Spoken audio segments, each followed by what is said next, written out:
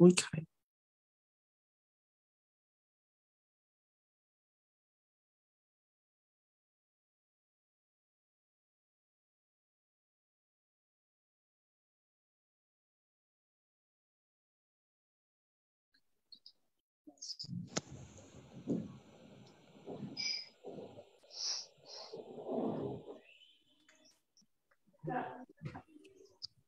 আসসালামু আলাইকুম।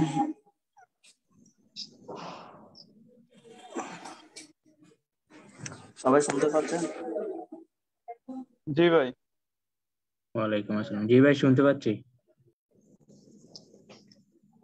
আমরা ক্লাস শুরু করতেছি এখন।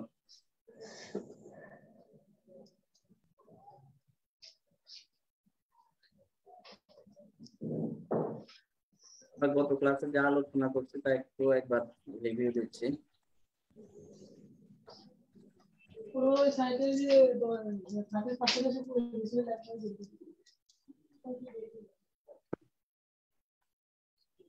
আমরা নরমাল এবং অ্যাবনরমাল কিউ ওয়েভ নিয়ে আলোচনা করছিলাম। বলেছিলাম যে নরমাল কিউ ওয়েভ সবগুলো B1 B2 B3 ব্যতীত সব জায়গাতে একটা ছোট ছোট কিউ থাকতে পারে। আর ছোট কিউ বলতে কতটুকু, টু পরের পরিমাণ থাকবে।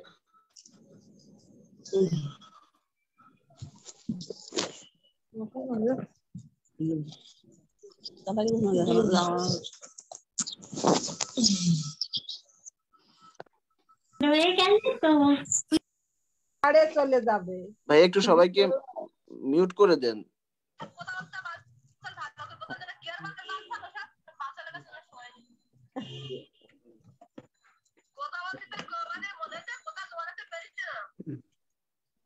কার সাথে কথা বলছে? ও তো ছোট নাটক না, সব কেউ তো নি।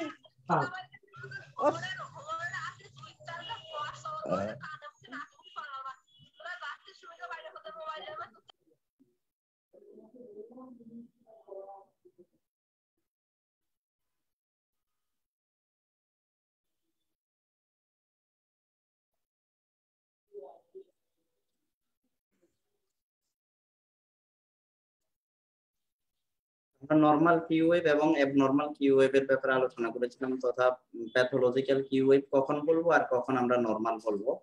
তো সেই ক্ষেত্রে আমরা বলেছি normal Q wave B1 B2 B3 তে নরমাল কিউ ওয়েভ থাকবে না, আর বাকি সবগুলোতে কিউ ওয়েভ থাকলেও এটা খুব ছোট থাকবে, 2 মিলিমিটারের চেয়ে ছোট। এবং অনেক জায়গায় আছে নরমাল কিউ ওয়েভ থাকেই না, মানে শুধু আর ওয়েভ থাকে, আর ওয়েভের পরে আর ওয়েভ দিয়ে এটা কিউআরএস কমপ্লেক্সটা তৈরি হয়।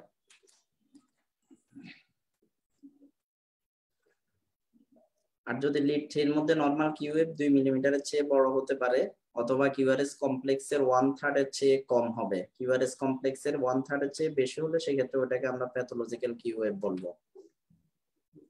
প্যাথোলজিক্যাল কিউ ওয়েভ কিভাবে হবে, কখন প্যাথোলজিক্যাল কিউ ওয়েভ বলবো আমরা সেটা আলোচনা করছিলাম। এই যে এবিএফ এর মধ্যে যদি 2 মিলিমিটারের চেয়ে বড় হয় অথবা ছোট 2 গড়ের বেশি হয় সেটাকে আমরা প্যাথোলজিক্যাল কিউ ওয়েভ বলবো। একটা নরমাল ইসিজি দেখাইছিলাম, এখানের মধ্যে কোনো প্যাথোলজিক্যাল কিউ ওয়েভ নেই। এখানের মধ্যে লিড 2 3 এবিএফ সব জায়গার মধ্যে যে কিউ ওয়েভটা আছে এটা ছোট 2 গড়ের চেয়ে বড়। এরকম যদি কোনো একটা ইসিজি পেপারে কিউ ওয়েভ এরকম দেখা যায় 2 গড়ের চেয়ে বড় হয়, সেটাকে আমরা প্যাথোলজিক্যাল কিউ ওয়েভ বলবো। প্যাথোলজিক্যাল কিউ ওয়েভ থাকা মানে হচ্ছে পেশেন্টের আগে একটা এমআই হয়েছে। এরপরে আমরা সারফেস গুলো বুঝিয়েছি যে লিড 2 3 এবিএফ হার্টের ইনফিরিয়র সারফেসকে ইন্ডিকেট করে, আর 1 আর এবিএল হার্টের ল্যাটেরাল সারফেসকে ইন্ডিকেট করে। B1 B2 septal surface, B3 B4 anterior surface. আর যদি B1 থেকে B6 পর্যন্ত সবগুলো একসাথে যদি কোনো চেঞ্জ থাকে তখন সেটাকে এক্সটেন্সিভ অ্যান্টেরিয়র বলা হয়। এখানে আমরা দেখিয়েছিলাম যে ইনফিরিয়র সারফেসে কোনো প্রবলেম হলে সেটা রাইট করোনারি আর্টারিতে কোনো অক্লুশন বোঝাচ্ছে, আর যদি ল্যাটেরাল অন্য যে লিড গুলো আছে সেখানের মধ্যে সেগুলো হচ্ছে left main coronary artery, left circumflex artery, left anterior descending আর্টারিকে ইন্ডিকেট করছে। এরপরে আমরা মরফোলজি অফ আর ওয়েভ আমরা বলেছি যে আর ওয়েভ পি ওয়েভের পরে প্রথম যে পজিটিভ ডিফ্লেকশনটা হয় তাকে আর ওয়েভ বলে।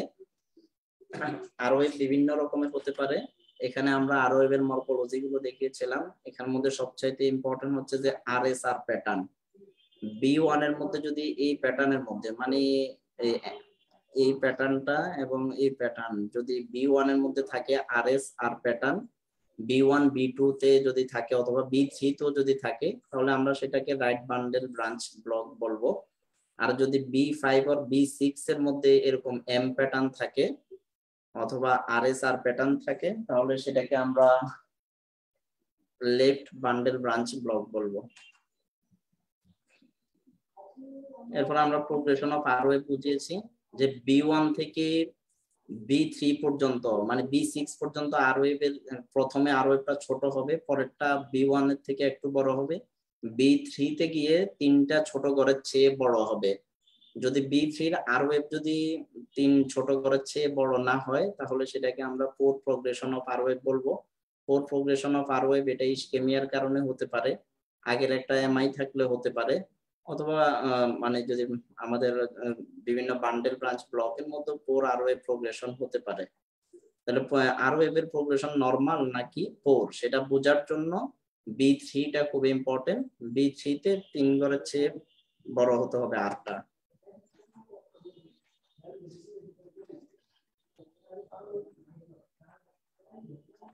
তারপর আমরা রাইট ভেন্ট্রিকুলার হাইপারট্রফি ডিসকাস করেছি। রাইট ভেন্ট্রিকুলার হাইপারট্রফি আমরা কখন বলবো?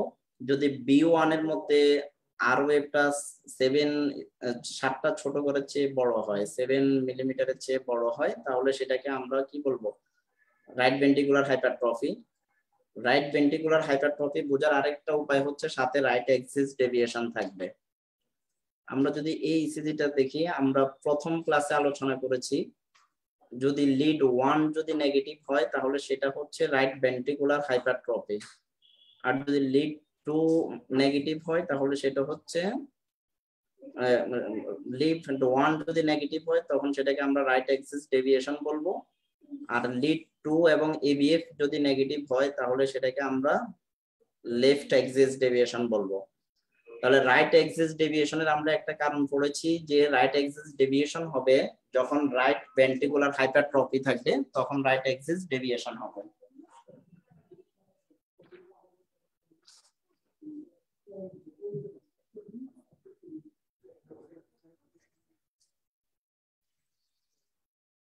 একটু আগে আমরা দেখেছি যে রাইট ভেন্ট্রিকুলার হাইপারট্রফি কখন হবে। রাইট ভেন্ট্রিকুলার হাইপারট্রফি হবে যদি B1 এর আরটা 7 মিলিমিটারের চেয়ে বড় হয়। তাহলে আমরা এখানে দেখি B1 এর যে আরটা আছে এটা প্রায় 1 ঘর সমান্ত বড়, 1 ঘর 2 ঘর 3 ঘরের চাইতে বেশি, 3 ঘর মানে 15 ঘরের চাইতে বেশি হয়েছে। 7 ঘরের বড় হলে আমরা সেটাকে কি বলতাম? হাইপারট্রফি বলতাম। তাহলে এখানে রাইট ভেন্ট্রিকুলার হাইপারট্রফি আছে। আর সেটার জন্য আরেকটা এভিডেন্ট হলো আমাদের যে লিড 1 সেখানের মধ্যে রাইট অ্যাক্সিস ডেভিয়েশন আছে। তাহলে রাইট অ্যাক্সিস ডেভিয়েশন প্লাস এদিক দিয়ে B1 এর আরটা টল হয়েছে, দুইটা মিলে আমাদের এখানে রাইট ভেন্ট্রিকুলার হাইপারট্রফি। তারপর right ventricular hypertrophy strain pattern আমরা কখন বলেছি যে যখন ভেন্ট্রিকুলে যখন অ্যাবনর্মাল ডিপোলারাইজেশন হয় তখন তার রিপোলারাইজেশনটাও অ্যাবনর্মাল হয়ে যায়।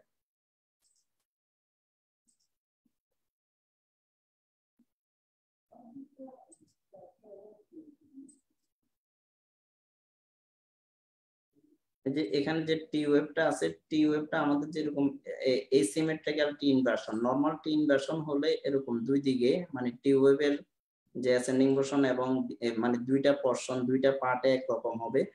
যখন দুইটা পার্ট একরকম না হয়ে এরকম এসিমেট্রিক্যাল টি ইনভার্সন হয় তখন সেটা হচ্ছে যখন ভেন্ট্রিকুলার হাইপারট্রফি থাকে তখন এই প্রবলেম গুলো হয়, এটা দেখা দেয়। তাহলে রাইট ভেন্ট্রিকুলার হাইপারট্রফির সাথে যদি এরকম এসিমেট্রিক্যাল টি ইনভার্সন থাকে অথবা এসটি সেগমেন্টটা একটু ইনভার্টেড থাকে তখন সেটাকে right ventricular hypertrophy strain pattern বলে। ওই পেশেন্টে মানে ওটা টোটালি ইসকেমিয়া না, বাট ব্লাড ফ্লোতে একটু প্রবলেম হচ্ছে, সমস্যা হচ্ছে সেটা দেখা যাচ্ছে। তাহলে যদি রাইট ভেন্ট্রিকুলার হাইপারট্রফি থাকে সাথে যদি এরকম একটা প্যাটার্নের টি ওয়েভ থাকে তখন সেটাকে আমরা right ventricular hypertrophy with strain বলতে পারি। এটা নিয়ে আমাদের পরবর্তী একটা আলাদা লেকচার আছে। এখানে যদি ভাই আগের স্লাইডটা একটু যদি এখানে স্ট্রেট প্যাটার্ন না হয় যদি ইস্কেমিয়া হইতো সেক্ষেত্রে কি টি ওয়েভটা কি এরকম একটু এখানে একটু বলে দেওয়া যায় যে তখন টি ওয়েভ কিরকম হইতো? এই ইসকেমিয়ার টি ওয়েভটা আমরা একটু পরে দেখাচ্ছি, হ্যাঁ, ওখানে আপনি ক্লিয়ার হয়ে যাবেন যে ইসকেমিয়ার ক্ষেত্রে আমাদের টি ওয়েভটা কেমন হবে, ওটা নিয়ে আজকে আমাদের ক্লাসটা। আমাদের আজকে ক্লাসটা ইসকেমিয়া এবং এমআই কিভাবে আপনি ডায়াগনোসিস করতে পারবেন, আজকে বেসিকের সর্বশেষ ক্লাসটা আমরা নিচ্ছি, একটু পরে এটা ক্লিয়ার হয়ে যাবেন ইনশাআল্লাহ। ওকে ভাই। আমরা রাইট বান্ডেল ব্রাঞ্চ ব্লক, এখানে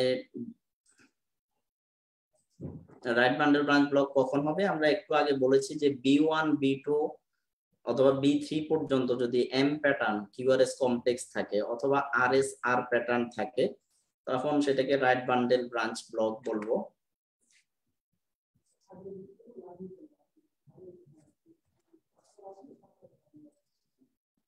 এই ইনসিডেন্টের মধ্যে দেখেন B1 এর মধ্যে একটা এম প্যাটার্ন হয়েছে, এরপরে B2 তেও আছে, তাহলে যখন B1 এ এম প্যাটার্ন থাকবে B2 তে থাকবে, সেখানেও রাইট বান্ডেল ব্রাঞ্চ ব্লকের মধ্যে কিন্তু স্ট্রেন প্যাটার্নটা খুবই কমন একটা বিষয়, মানে ম্যাক্সিমাম ক্ষেত্রে একটা স্ট্রেন প্যাটার্ন ডেভেলপ করে।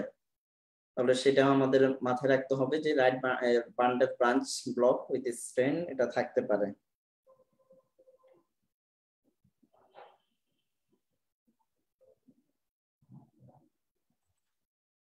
এখানে দেখেন B1 এর মধ্যে আবার আমরা যদি লক্ষ্য করি, এখানের মধ্যে যে প্রথমে আর উঠেছে, এরপরে নিচের দিকে এস, এরপরে আর এস আর প্যাটার্ন তৈরি করছে। এখানে এম শেপটা বোঝা যায় না, কিন্তু আর এস আর প্যাটার্নটা বোঝা যায়। B1 B2 B3 তে যদি আর এস আর প্যাটার্ন থাকে, মানে প্রথমে একটা ছোট আর ওয়েভ হবে,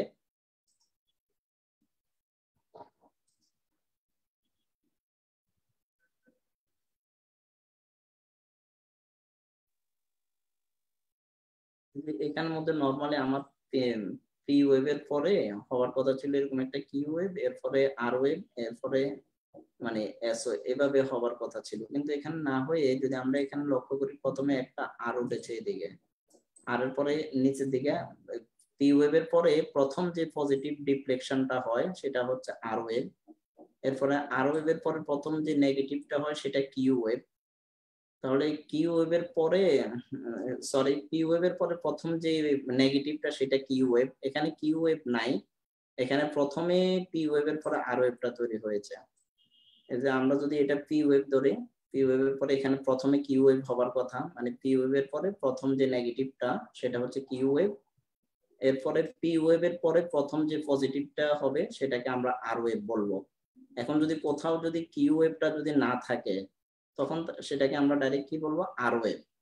এখন আর ওয়েভটা যদি কোনো ইসিজিতে এরকম একটু উঠলো, উঠে এরপর আর ওয়েভের পরে এস ওয়েভ তৈরি হলো, এরপর আবার সোজা এরকম উঠে আবার একটা আর ওয়েভ আর প্যাটার্ন তৈরি করতে পারে, তখন সেটাকে আর এস আর প্যাটার্ন বলা হবে, যেটা আমরা একটু আগে দেখেছি এভাবে আর উঠবে, নিচে কিউ এস যাবে, এরপরে আবার উপরের দিকে আর ওয়েভ, এটাকে আর এস আর প্যাটার্ন বলে। ভাইয়া আমার একটা কোশ্চেন ছিল, জি সেটা হচ্ছে কি আর ওয়েভটা কি একই এর মাঝে দুইবার তৈরি হতে পারে, যে এখানে হ্যাঁ যেমন আর হ্যাঁ, এস আর যখন প্যাটার্ন বান্ডেল হচ্ছে। ব্রাঞ্চ ব্লক হয় তখন সেটা দুইবার তৈরি হতে পারে, যেটা আমরা একটু আগে দেখিয়েছি, আপনারা খেয়াল করছেন কিনা, আমরা আরো যে মরফোলজি গুলো আছে জি ওখানে জি, অনেক বিষয়টা রকম প্যাটার্ন আছে আর এর। হ্যাঁ হ্যাঁ, এই যে এখানের মধ্যে আমরা এখানের মধ্যে দেখেন যে আর এস আর প্যাটার্ন একটা আছে, এখানের মধ্যে এই ইয়েগুলো লক্ষ্য করেন যে এখানে প্রথমে একটা আর ওয়েভ, এরপরে এস ওয়েভ, আবার আর ওয়েভ, আবার নিচের দিকে একটা এস, এগুলোকে নচ কিউআরএস কমপ্লেক্সও বলে, আর এস আর প্যাটার্নও বলে, এটা হতে পারে।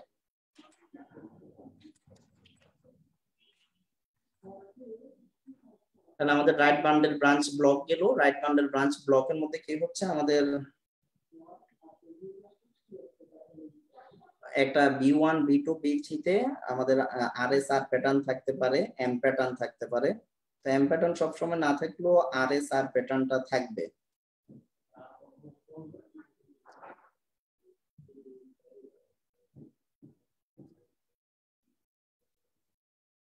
আরেকটা জিনিস বোঝার, রাইট বান্ডেল ব্রাঞ্চ ব্লক বোঝার আরেকটা উপায় হচ্ছে আমাদের যে লিড 1 ইভিএল B5 B6 এর মধ্যে যে এস ওয়েভটা আছে, এই যে এস ওয়েভটা একটু স্লার্ট থাকবে, কারণ এটা স্লার্ট এস ওয়েভ থাকবে, তখন এটা বোঝার জন্য সেটা আমাদের আরেকটু সহজ হবে যে এখানে যে এস ওয়েভটা এটা একটু স্লাড হয়ে আছে। রাইট বান্ডেল ব্রাঞ্চ ব্লকটা আমরা খেয়াল করেছি, কি কি কারণ আছে? আসসালামু আলাইকুম। আসসালামু আলাইকুম। জি ওয়ালাইকুম আসসালাম। আপনি একটু আগের ইসিজি ট্রেসিংটা একটু যদি দেখাতেন, যেখানে ওই যে রাইট বান্ডেল ব্রাঞ্চ ব্লকটা, এখানে ওই যে লিড ওয়ান এর ওখানে এটার রাইট বান্ডেল ব্রাঞ্চ ব্লক থাকলে এটা নেগেটিভ থাকার কথা, কিন্তু এখানে নেগেটিভটা দেখা যাচ্ছে না। যে না, রাইট বান্ডেল ব্রাঞ্চ ব্লক থাকলে আমাদের যে অলওয়েজ যে রাইট এক্সিস ডেভিয়েশন থাকবে এমন কোনো কথা না। মানে রাইট এক্সিস ডেভিয়েশনটা একটা আমাদেরকে ক্লু দিবে রাইট ভেন্ট্রিকুলার হাইপারট্রফির জন্য। আচ্ছা আচ্ছা, ওটা রাইট ভেন্ট্রিকুলার হাইপারট্রফির ক্ষেত্রে বলেছি যে যখন আরবিএইচ থাকবে তখন সেখানের জন্য একটা ক্লু থাকবে রাইট এক্সিস ডেভিয়েশন। আমার যে ইসিজির একটা ইসিজি ডায়াগনোসিস করার জন্য অনেকগুলো ক্রাইটেরিয়া থাকে, তার মধ্যে সবগুলো ফুলফিল করতে হবে না, দুই একটা মাঝে মধ্যে মিস হতে পারে।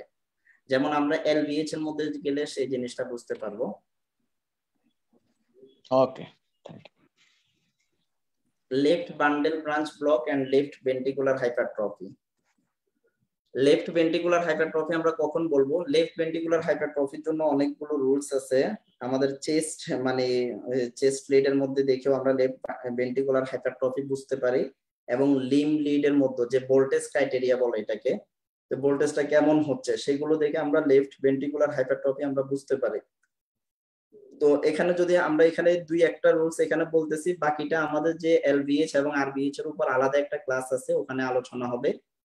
তো এখানে যদি আমাদের আর ওয়েভটা যদি B4, 5 or 6 এর মধ্যে 26 গড়ের বেশি, কোথাও 25 গড়ের বেশি বলা আছে, তো 25 হোক অথবা 26 হোক, 25 or 26 গড়ের বেশি যদি হয় আর ওয়েভটা, তখন সেটাকে আমরা লেফট ভেন্ট্রিকুলার হাইপারট্রফি বলবো। অথবা যদি B1 এর এস ওয়েভ এবং B5 এর আর ওয়েভ দুইটা মিলে যদি 35 গড়ের বেশি হয়, সাথে যদি লেফট এক্সিস ডেভিয়েশন থাকে, তাহলে সেটাকে আমরা লেফট ভেন্ট্রিকুলার হাইপারট্রফি বলবো।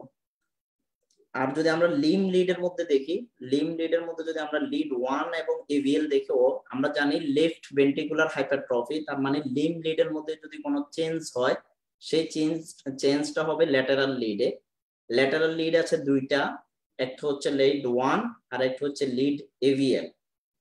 তো লিড 1 এর মধ্যে যদি 15 মিলিমিটারের বেশি হয় তথা 15 গড়ের যদি বেশি হয়, তখন সেটাকেও আমরা লেফট ভেন্ট্রিকুলার হাইপারট্রফি বলতে পারবো।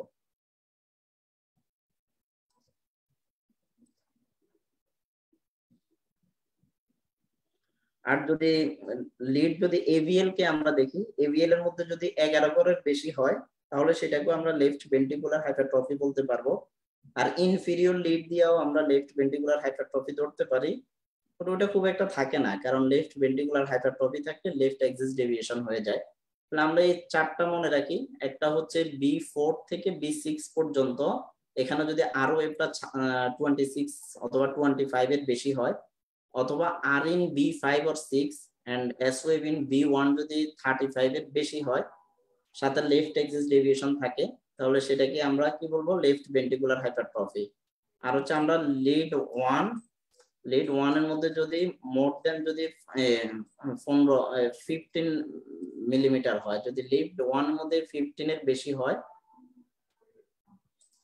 আর এভিএল এর মধ্যে যদি আমাদের 11 এর বেশি হয়, তাহলে সেই ক্ষেত্রে আমরা এটাকে লেফট ভেন্ট্রিকুলার হাইপারট্রফি বলবো।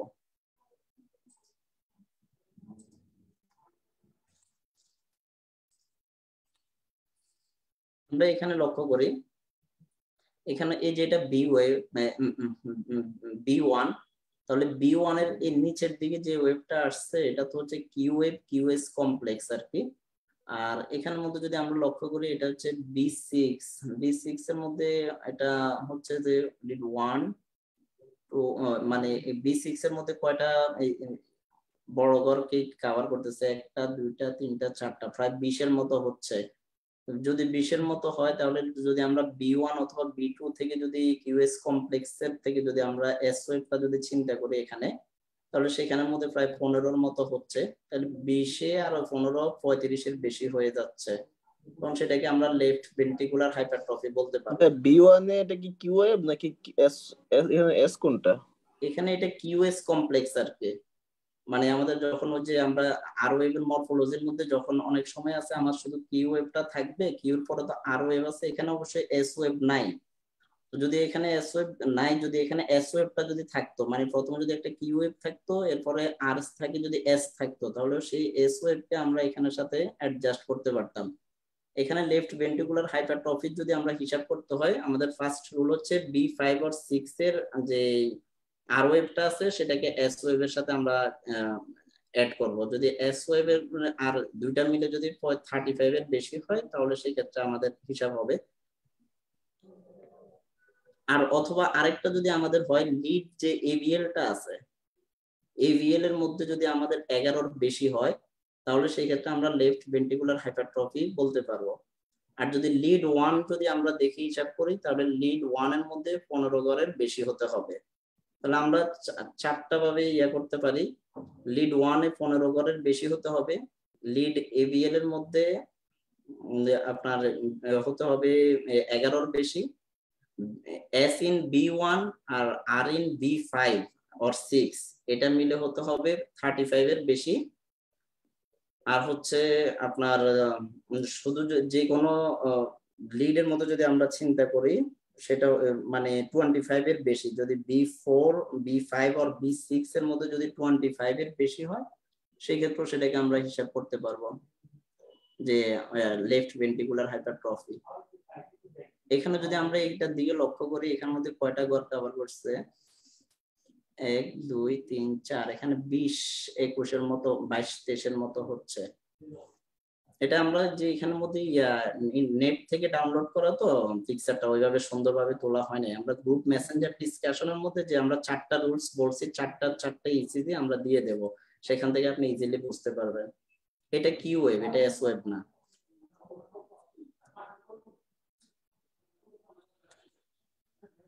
লেফট ভেন্ট্রিকুলার হাইপারট্রফির কজ কি কি? মেইন একটাই কজ হাইপারটেনশন, এরপরে congestive heart failure, ischaemic heart ডিজিজের মধ্যে লেফট ভেন্ট্রিকুলার ফেলিওর হতে পারে, হাইপারট্রফি হতে পারে।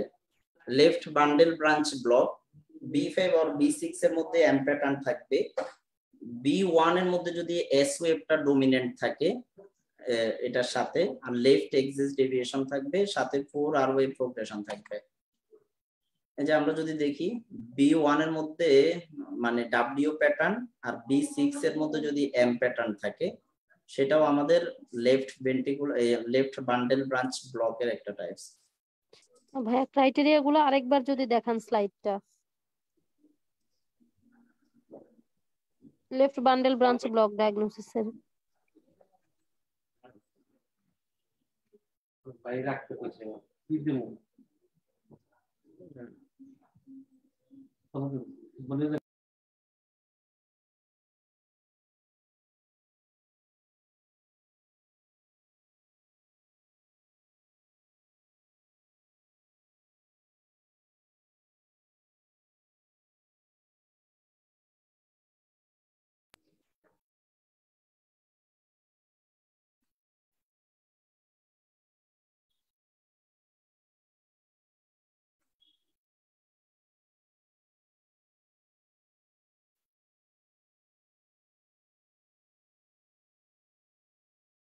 এই যে লেফট বান্ডেল ব্রাঞ্চ ব্লকের মধ্যে আমাদের B5 এন্ড B6 যদি আমরা দেখি এরকম এম প্যাটার্ন পেতে পারি। আর সবসময় যে এম প্যাটার্ন পাবো এরকম না, ওখানেও RS আর প্যাটার্ন যেটা আছে ওটা আমরা পেতে পারি। এই ইসিজিটা দিয়ে যদি আমরা লক্ষ্য করি তাহলে এখানে দেখি আমরা এখানে কি আছে। এখানে যদি দেখি যে B5 এর মধ্যে এম প্যাটার্ন হয়ে গেছে, তো এম প্যাটার্ন হলে আমরা সেই ক্ষেত্রে বলছি কি লেফট বান্ডেল ব্রাঞ্চ ব্লক থাকতে পারে।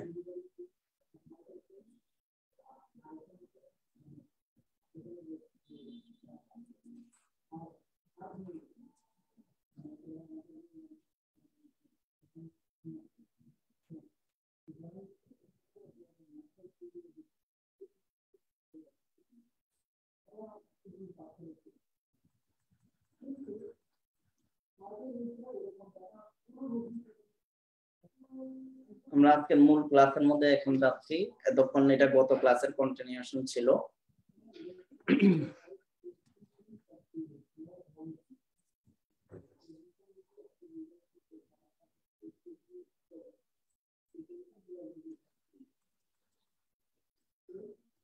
তাহলে আমরা যে এখান থেকে পি ওয়েভের নরমাল হলে কি হবে, অ্যাবনরমাল হলে কি হবে এটা আলোচনা হয়েছে। কি ওয়েভটা বলেছি, আর ওয়েভ ডিসকাস করেছি, এস ওয়েভ ডিসকাস করা হয়েছে। আজকে আমাদের চলবে টি ওয়েভ আর এসটি সেগমেন্ট।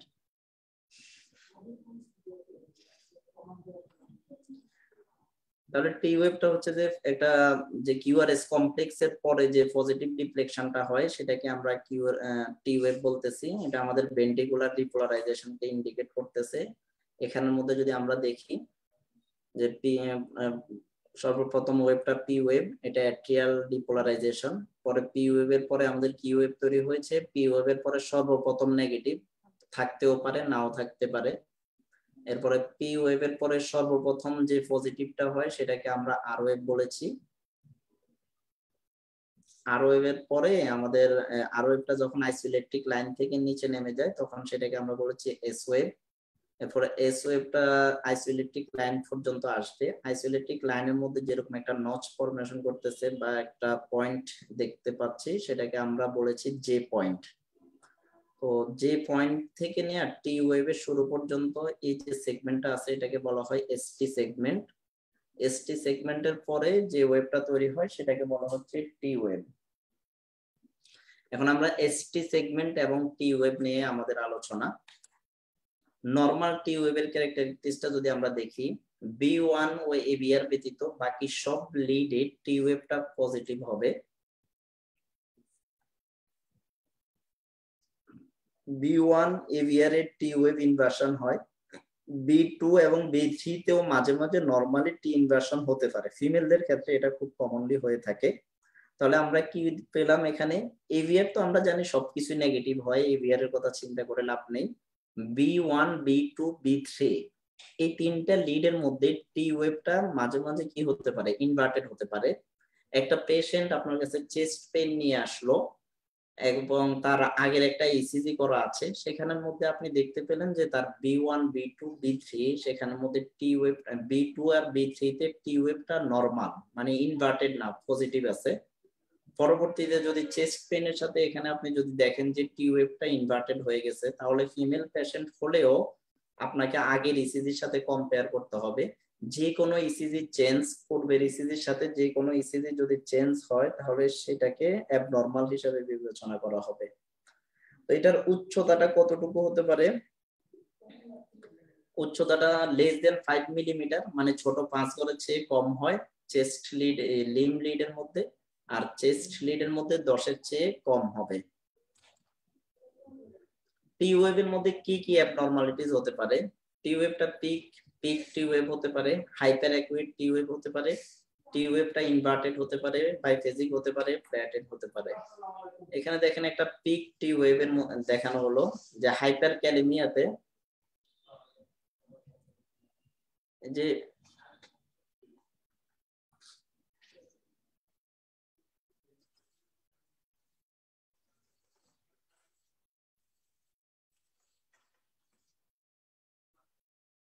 এটা হচ্ছে একটা পিক টি ওয়েভ। প্রথমে কিউআরএস কমপ্লেক্স হলো, এরপরে এখানে এসটি সেগমেন্ট আসলো, এসটি সেগমেন্টের পরে একটা পিক টি ওয়েভ তৈরি করলো। হাইপার ক্যালেমিয়াতে এই ধরনের টি ওয়েভ দেখা যায়। পিক টি ওয়েভের মধ্যে এরপরে hyper acute T wave. Hyper acute T ওয়েভটা early stage of ST elevation MI, মানে যখন একজন পেশেন্টের হার্ট অ্যাটাক হচ্ছে, মানে অ্যাক্টিভ, তার চেস্ট পেন নিয়ে সে ইমার্জেন্সিতে আসলো, ব্যথাটা শুরু হওয়ার 10-15 মিনিটের মধ্যে বা 20 মিনিটের মধ্যে যদি সে ইমার্জেন্সিতে চলে আসে, তখন একটা হাইপার অ্যাকুইট টি ওয়েভ দেখা দেয়। হাইপার অ্যাকুইট টি ওয়েভটা তখন মানে তখন এসটি সেগমেন্টের কোনো এলিভেশন হয় না, তখন জাস্ট একটা টি ওয়েভটা ইনভার্টেড হয়ে যায়।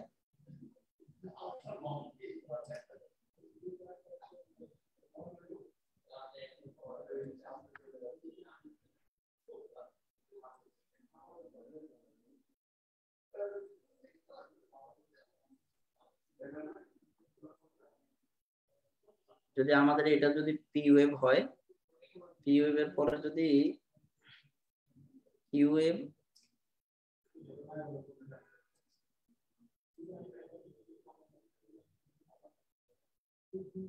কিউ ওয়েভ, এরপরে কিউ ওয়েভ আসলো, কিউ ওয়েভ এসে যদি আমাদের এস ওয়েভ তৈরি হলো, এস ওয়েভ তৈরি হয়ে যদি এভাবে আমাদের একটা টি ওয়েভ তৈরি করে ফেলে, যে এখানে এসটি সেগমেন্ট হওয়ার কথা ছিল, এসটি সেগমেন্টটা নাই, যেখানে এসটি সেগমেন্টটা টি ওয়েভের সাথে এখানে মার্জ হয়ে গেছে একটা আরেকটার মধ্যে, তাহলে যদি এরকম হয়ে যায় এবং একটা টি ওয়েভের যে আপার পোরশনটা যদি এরকম পয়েন্টেড হয়ে থাকে, তখন এটাকে হাইপার অ্যাকুইট টি ওয়েভ বলা হবে। তো এই ধরনের হাইপার অ্যাকুইট টি ওয়েভ গুলো নরমালি কারো হার্ট অ্যাটাক হলে তার আর্লি স্টেজের মধ্যে এই ধরনের টি ওয়েভ গুলো দেখা দিতে পারে। আমরা কয়েকটা ইসিজি গ্রাফস দেখলে বুঝতে পারবো।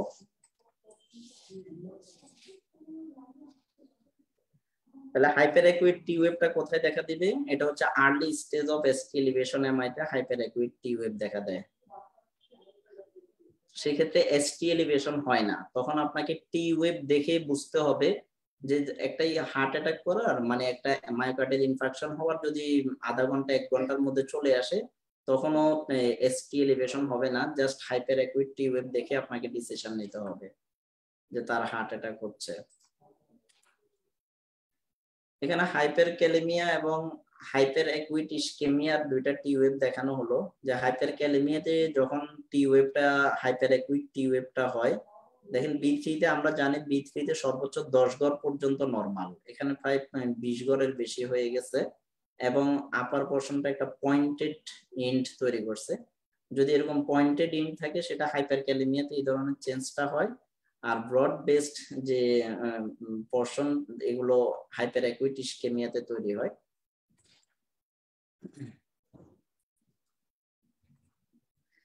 ইনভার্টেড টি ওয়েভ, তাহলে ইনভার্টেড টি ওয়েভটাই হচ্ছে আমাদের আজকের ক্লাসের মধ্যে মুখ্য আলোচনার বিষয়, যে টি ওয়েভটা কখন ইনভার্টেড হবে। ইসকেমিক যদি কোনো চেঞ্জ থাকে, বান্ডেল ব্রাঞ্চ ব্লক থাকলে তখন টি ওয়েভটা ইনভার্টেড হয়ে যায়। এখন টি ওয়েভটা কিভাবে ইনভার্টেড হতে পারে, এখানে যদি আমরা দেখি যে এটা একটা নরমাল টি ওয়েভ,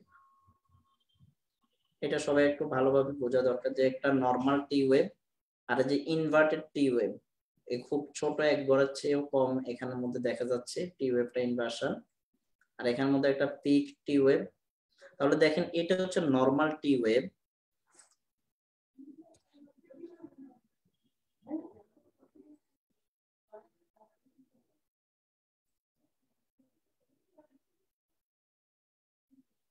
টি ওয়েভটা যদি এভাবে নিচের দিকে আসতো তখন সেটাকে আমরা ইনভার্টেড টি ওয়েভ বলতাম।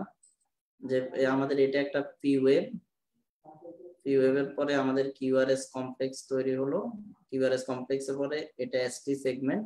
এখন এসটি সেগমেন্টের পরে যদি টি ওয়েভটা যদি ডাইরেক্ট এভাবে চলে আসে, আরেকটা পি ওয়েভ তৈরি করে আরেকটা কিউআরএস কমপ্লেক্স তৈরি করলো সাপোজ, তাহলে এখানে তো একটা টি ওয়েভ হওয়ার কথা ছিল, হয় নাই। যদি টি ওয়েভ না হয় এখানে সেটাকে বলা হবে, মানে টি ওয়েভ না হওয়া মানে কি, টি ওয়েভটা এখানে ফ্ল্যাট হয়ে গেছে, তাহলে ফ্ল্যাট টি ওয়েভ অথবা ইনভার্টেড টি ওয়েভ, এখানে টি ওয়েভটা ইনভার্সন হয়েছে। তাহলে টি ওয়েভ যদি ইনভার্টেড হয় অথবা টি ওয়েভ যদি ফ্ল্যাট হয়, তাহলে এই দুইটাই হচ্ছে ইসকেমিয়ার একটা ডায়াগনস্টিক পয়েন্ট। একটা পেশেন্টের যদি চেস্ট পেইন থাকে, টিপিক্যাল চেস্ট পেইন, মানে সে বয়স তার অ্যাবভ 40 এবং সে বলতেছে তার মাঝে মাঝে খাবারের পরে বুকে ব্যথা করে, অথবা এক্সারসাইজ করলে বুকে ব্যথা করে, অথবা সে কিছুক্ষণ হাঁটলে হাঁপিয়ে পড়ে, মানে তার মনে হয় যে তার শ্বাসকষ্ট হচ্ছে, নিঃশ্বাস নিতে কষ্ট হচ্ছে, বুকে চিনচিন করতেছে, এরকম একটা পেশেন্ট আপনার কাছে কমপ্লেন করলো। আপনি তার ইসিজি করলেন, তার সবগুলো ওয়েভ আপনি ঠিক দেখলেন, কিন্তু মাঝে মধ্যে দেখলেন যে টি ওয়েভটাকে আপনার লক্ষ্য করতে হবে। যখন একটা পেশেন্ট আপনার কাছে মাঝে মাঝে বুকে ব্যথার কমপ্লেন নিয়ে আসবে, তার হাই প্রেশার আছে, তখন ইসিজিতে আপনি সর্বপ্রথম তার মানে সবগুলো তো দেখবেন খুব, কিন্তু খুব আপনাকে কেয়ারফুলি দেখতে হবে যে তার টি ওয়েভটা ঠিক আছে কিনা। এখানে যে টি ওয়েভটা ঠিক আছে কিনা। টি ওয়েভটা যদি এরকম ইনভার্টেড হয়ে থাকে তাহলে এটা ইসকেমিয়া, এবং টি ওয়েভ যদি এরকম ইনভার্টেড নাই, ফ্ল্যাট হয়ে আছে, তখনও সেটা ইসকেমিয়ার দিকে যাবে। এই যে এখানে ফ্ল্যাট টি ওয়েভ দেখানো হয়েছে, যদি এরকম ফ্ল্যাট হয়ে থাকে তাহলে সেটাও ইসকেমিয়া। তাহলে আপনাকে লক্ষ্য করতে হবে যে টি ওয়েভ ইনভার্টেড হয়ে আছে কি অথবা কি ফ্ল্যাট হয়ে আছে কিনা। যদি এই দুটার কোনো একটা থাকে তাহলে সেটাকে আপনাকে ইসকেমিয়া হিসাবে ধরে আপনাকে চিন্তা করতে হবে। এখন কখন আপনি ইসকেমিয়া বলবেন এবং কখন আপনি এটাকে ইসকেমিয়া বলবেন না, জাস্ট মানে এটার প্রতি এটাকে নন সিগনিফিকেন্ট হিসেবে ধারণা করবেন। যদি একটা পেশেন্টের যদি আপনি টি ওয়েভের চেঞ্জটা দেখতেছেন, তাহলে আপনারা সারফেসের মধ্যে জানেন যে ইনফিরিয়র সারফেসের মধ্যে 3টা লিড আছে, 2, 3 ABF। এখন যদি কোনো পেশেন্টের 3টা লিডের মধ্যে যে কোনো 2টা লিডের মধ্যে চেঞ্জ থাকতে হবে। শুধু একটা লিডের মধ্যে চেঞ্জ আসছে এটা এতটা সিগনিফিকেন্ট হবে না, কিন্তু যদি 3টার মধ্যে 2টা লিডের মধ্যে যদি চেঞ্জ চলে আসে তাহলে সেটা সিগনিফিকেন্ট হবে, এবং সেটাকে আপনাকে ইসকেমিয়া হিসাবে ডায়াগনোসিস করে নেক্সট প্রসিডিউরের মধ্যে যেতে হবে। এখন যদি একটাতে টিটা ইনভার্টেড আসছে আরেকটাতে ফ্ল্যাট আসছে, সেক্ষেত্রে আপনি কি করবেন? মনে করেন তার দেখতেছেন 2, 3 ABF, 3টা লিডের মধ্যে আপনি দেখতেছেন, তার মধ্যে দেখলেন 2তে টিটা ইনভার্টেড হয়ে আছে। 2তে যদি টি ইনভার্টেড হয় আপনার চোখ যাবে লিড 3 এবং ABF এর মধ্যে। 3তে যদি আপনি দেখেন নরমাল, ABF ও নরমাল, তাহলে 4 ইনভার্সনটাকে খুব একটা সিগনিফিকেন্ট হিসাবে ধরা হবে না। কিন্তু যদি 2তে ইনভার্টেড দেখলেন, 3তেও ইনভার্টেড দেখলেন, তাহলে আপনার ডায়াগনোসিস হবে ইনফিরিয়র ওয়াল ইসকেমিয়া। এখন ধরেন 2তে ইনভার্টেড আছে, 3তে ইনভার্টেড না, 3তে এটা ফ্ল্যাট হয়ে আছে, তখন কি বলবেন? তখন সেটাকে বলা হবে, মানে তখনও সেটাকে ইসকেমিয়া হিসাবে চিন্তা করা হবে, ডায়াগনোসিস করা হবে।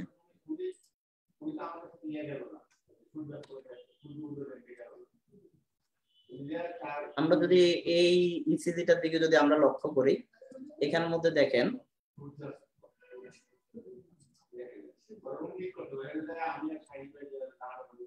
এই যে লিড 2টা যদি আমরা দেখি, লিড 2 এর মধ্যে এখানের মধ্যে টি ওয়েভটা ইনভার্টেড হয়ে আছে, 3 এর মধ্যে টি ওয়েভ ইনভার্টেড, ABF এর মধ্যে টি ওয়েভ ইনভার্টেড। যেহেতু এখানের মধ্যে 3টাতে লিড 2, 3 ABF 3 জায়গাতে টি ওয়েভটা ইনভার্টেড, তাহলে এটাকে আমরা কি বলবো?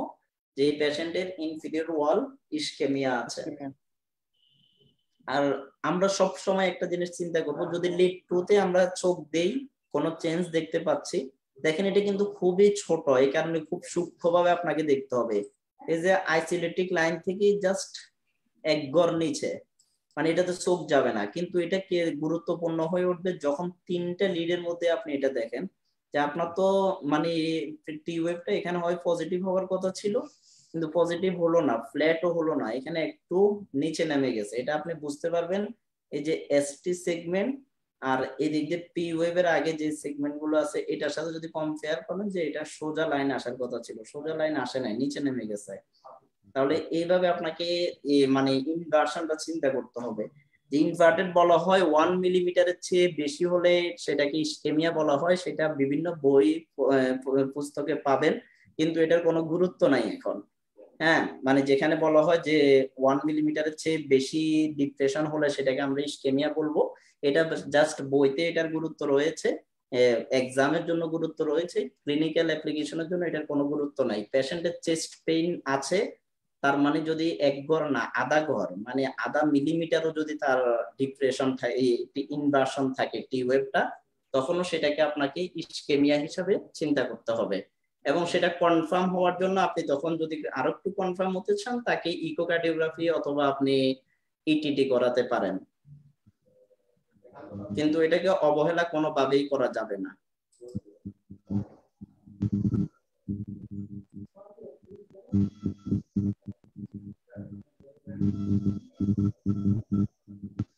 এই সিজনের মধ্যে আপনারা লক্ষ্য করেন লিড 1 এর মধ্যে টি ওয়েভটা দেখেন ইনভার্টেড, তাহলে লিড 1 এ যদি ইনভার্সন থাকে আমাদের চোখ যাবে সাথে সাথে, যেহেতু এটা ল্যাটারাল লিড, তাহলে 1 এর ব্রাদার কে আছে? AVL, তাহলে সঙ্গে সঙ্গে আমাদের চোখ যাবে AVL এর মধ্যে।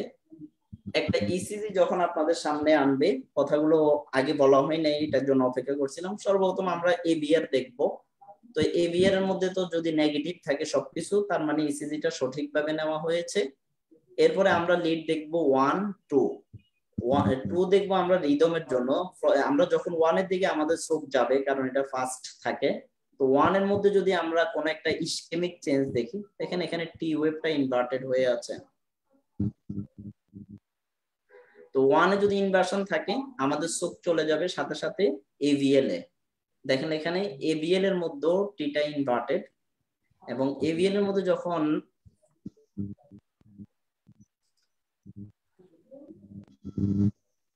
ABL এর মধ্যে যখন ইনভার্সন থাকবে তখন আমাদের চোখ যাবে B5 এন্ড B6 এর মধ্যে। আমরা যদি দেখি এখানে B5 এর মধ্যেও টিটা ইনভার্টেড হয়ে আছে, B6 এর মধ্যেও টি ইনভার্সন। তাহলে এখানের মধ্যে কি আছে? ল্যাটেরাল ওয়াল ইসকেমিয়া। তাহলে এই পেশেন্ট যদি চেস্ট পেন নিয়ে আসে, তার এরকম প্রবলেমটা থাকে, তাহলে তার ল্যাটেরাল ওয়াল ইসকেমিয়া। তো ল্যাটেরাল ওয়াল ইসকেমিয়া থাকলে তার কোন আর্টারিতে অ্যাথেরোস্ক্লেরোটিক প্লেক হচ্ছে? লেফট করোনারি আর্টারির মধ্যে এটা হচ্ছে। তখন আমরা ওই দিকে চিন্তা করব। যদি ইনফেরিয়র ওয়ালের মধ্যে আমরা ইসকেমিয়া দেখি, তখন কোন আর্টারি আমরা চিন্তা করব? Right coronary artery. Right coronary artery. তাহলে মানে টি ওয়েভের ইনভার্সনটা এবং কজটা বুঝে আসছে তো সবার? জি ভাই। এটা আমরা যদি লক্ষ্য করি, এটা এখন একটু দেখেন, কারণ এখানের মধ্যে B1 এর মধ্যে টি ইনভার্সন আছে, তাই না?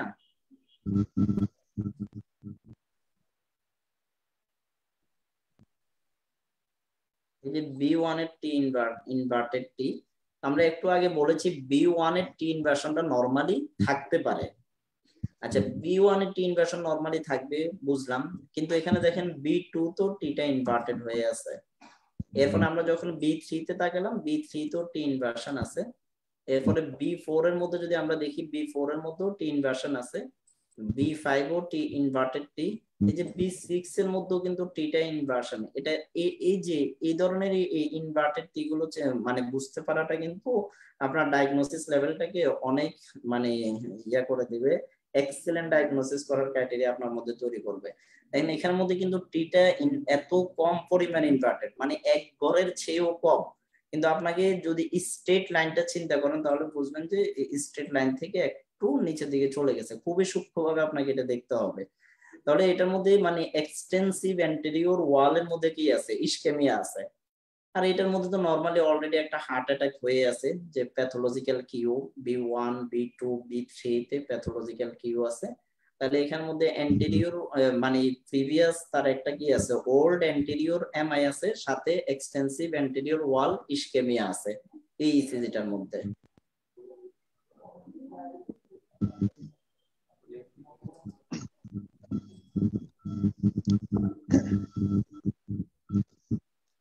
ভাই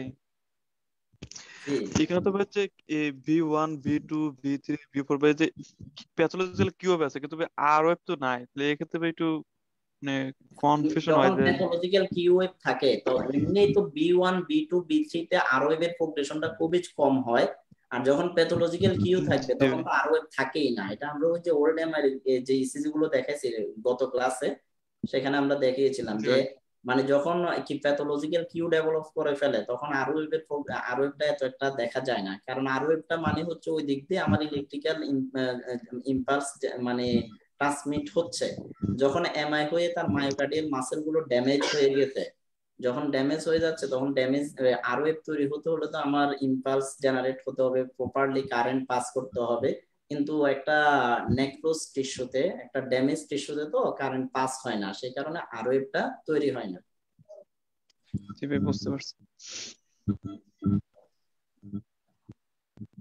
এখন আসি আমরা তাহলে ইনভার্টেড টি ওয়েভটা সবাই বুঝতে পারছি, টি ওয়েভ ইনভার্সনটা কেমন হতে পারে।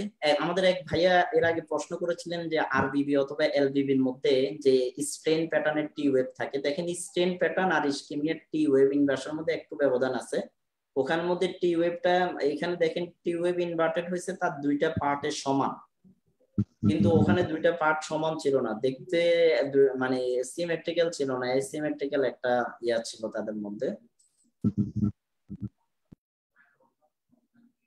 আমাদের মানে স্ট্রেন প্যাটার্নের টি ওয়েভ গুলো এভাবে থাকে, মানে এভাবে আসছে তো, এভাবে যে আমার এই একটা পার্ট আছে যে একদিকের পার্টটা বড়, একদিকের পার্টটা ছোট হতে পারে, কিন্তু এখানের মধ্যে সবগুলোতে আমাদের একটা মানে সিমেট্রিক্যাল ইনভার্সন দেখা যাচ্ছে।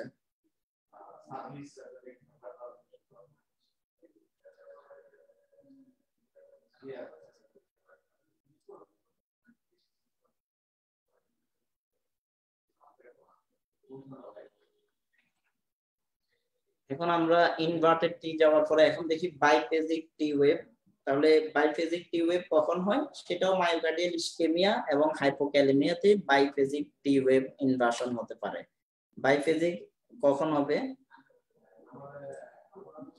ইসকেমিয়ার কারণে যদি বাইফেজিক টি ওয়েভ হয়, যে এখানে এসটি সেগমেন্টের পরে এটা ছিল আমাদের টি ওয়েভ, কিন্তু টি ওয়েভটা কি হয়েছে এখানে প্রথমে কি হয়েছে উপরের দিকে গেছে, এরপরে নিচের দিকে, মানে দুইটা ফেজ তৈরি করছে। তো ফার্স্ট পজিটিভ দেন নেগেটিভ, এই ধরনের বাইফেজ এটা খুব একটা থাকে না।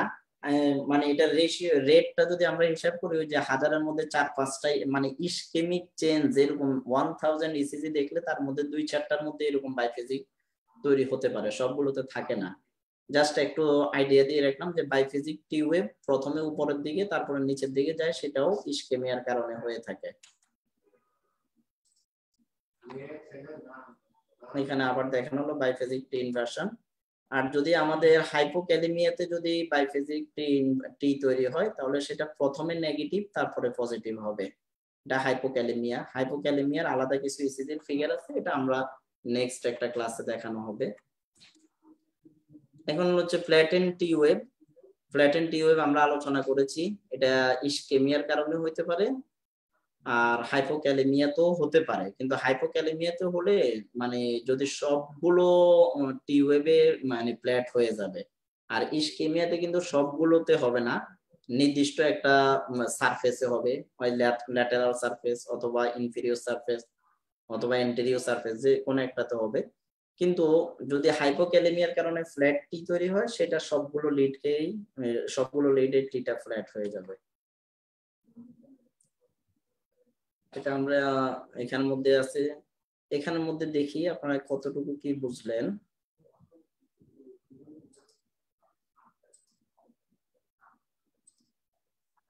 এখানে কোন লিডের মধ্যে টি ইনভার্সন আছে? B1 এর মধ্যে টিটা কি পজিটিভ না ইনভার্টেড? হ্যাঁ ইনভার্টেড। B1 এর মধ্যে তো ইনভার্টেড না, এটা এই যে এখান থেকে আমাদের তৈরি হয়েছে, এটা পজিটিভ আছে। হ্যাঁ, আমাদের এটা এসটি সেগমেন্ট থেকে এভাবে টিটা আমাদের তৈরি হয়েছে। B2 এর মধ্যে যদি আমরা এতটুকু যদি টি সেগমেন্ট ধরে দেখবেন, এখানে আবার যদি পি ওয়েভের আগের পোরশন এটা হয়, তাহলে এদিকেও মোটামুটি ফ্ল্যাটের দিকে চলে যাচ্ছে, মানে ফুলি ফ্ল্যাট বলা যাচ্ছে না। কিন্তু B3 এর মধ্যে দেখেন, B3টা কেমন? B3টা ইনভার্টেড হয়ে গেছে। এরপরে B4 এর টিটা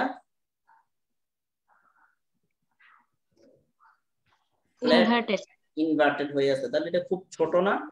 তো এরকম ছোট ছোট ইনভার্টেড টি গুলো দেখতে হবে, ওইগুলো মানে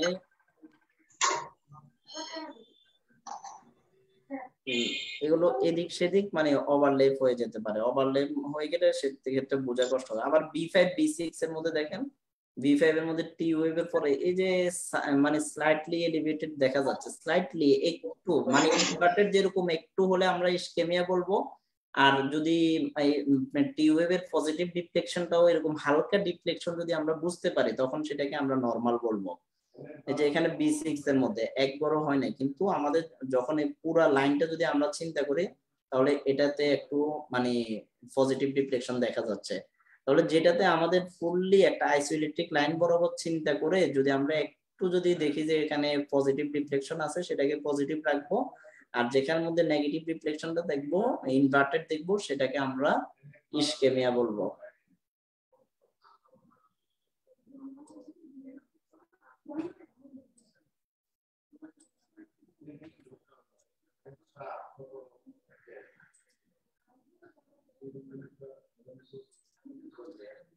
তাহলে আমাদের টি ওয়েভের আলোচনা শেষ, এখন আমরা আলোচনা করব ST segment. ST segment QRS complex শেষ হলে তৈরি হয় যে পয়েন্ট থেকে শুরু হয় ST segment. Normal morphology ST segment always isoelectric line বরাবর থাকবে। আইসোইলেট্রিক লাইন থেকে 1 মিলিমিটার বড় এলিভেশন অথবা ডিপ্রেশন এটা নরমালি থাকতে পারে, কিন্তু একটা পেশেন্টের চেস্ট পেইন আসছে, সাথে যদি 1 মিলিমিটার এলিভেশন অথবা ডিপ্রেশন থাকে, তখন সেটা কিন্তু সিগনিফিকেন্ট। তাহলে আমরা এসটি সেগমেন্টের মধ্যে কি মনে রাখবো? এটা হচ্ছে আইসোইলেট্রিক লাইন বরাবর থাকবে, নরমালে less than 1 millimetre elevation or depression ST segment থাকতে পারে।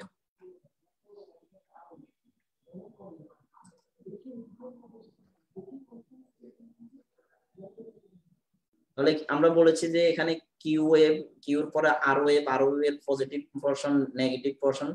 এখন যে জিনিসটা আপনাদের মনে রাখতে হবে, আমি যখন নরমাল কিউ ওয়েভ এবং প্যাথোলজিক্যাল কিউ ওয়েভ আলোচনা করেছি তখন একটা বিষয় বারবার বলেছি যে কিউ ওয়েভ থাকতেও পারে, নাও থাকতে পারে।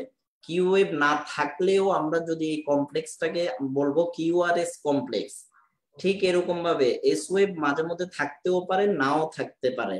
যদি এস ওয়েভ নাও থাকে, টি সেগমেন্ট যদি তৈরি হয় তখন ওই সেগমেন্টটার নাম হবে এসটি সেগমেন্ট। তাহলে আমি বলেছি কিউআরএস কমপ্লেক্স শেষ হবার পরে যে একটা পয়েন্ট তৈরি করে, এই পয়েন্টটাকে বলা হয় জে পয়েন্ট। তো এই জে পয়েন্টটা নরমালি থাকে আইসোলেটিক লাইন বরাবর, কিন্তু যদি আইসোলেটিক লাইন বরাবর এটা না থাকে, এটা উপরের দিকেই তৈরি হয়ে গেল। সাপোজ আমরা এই যে এখানে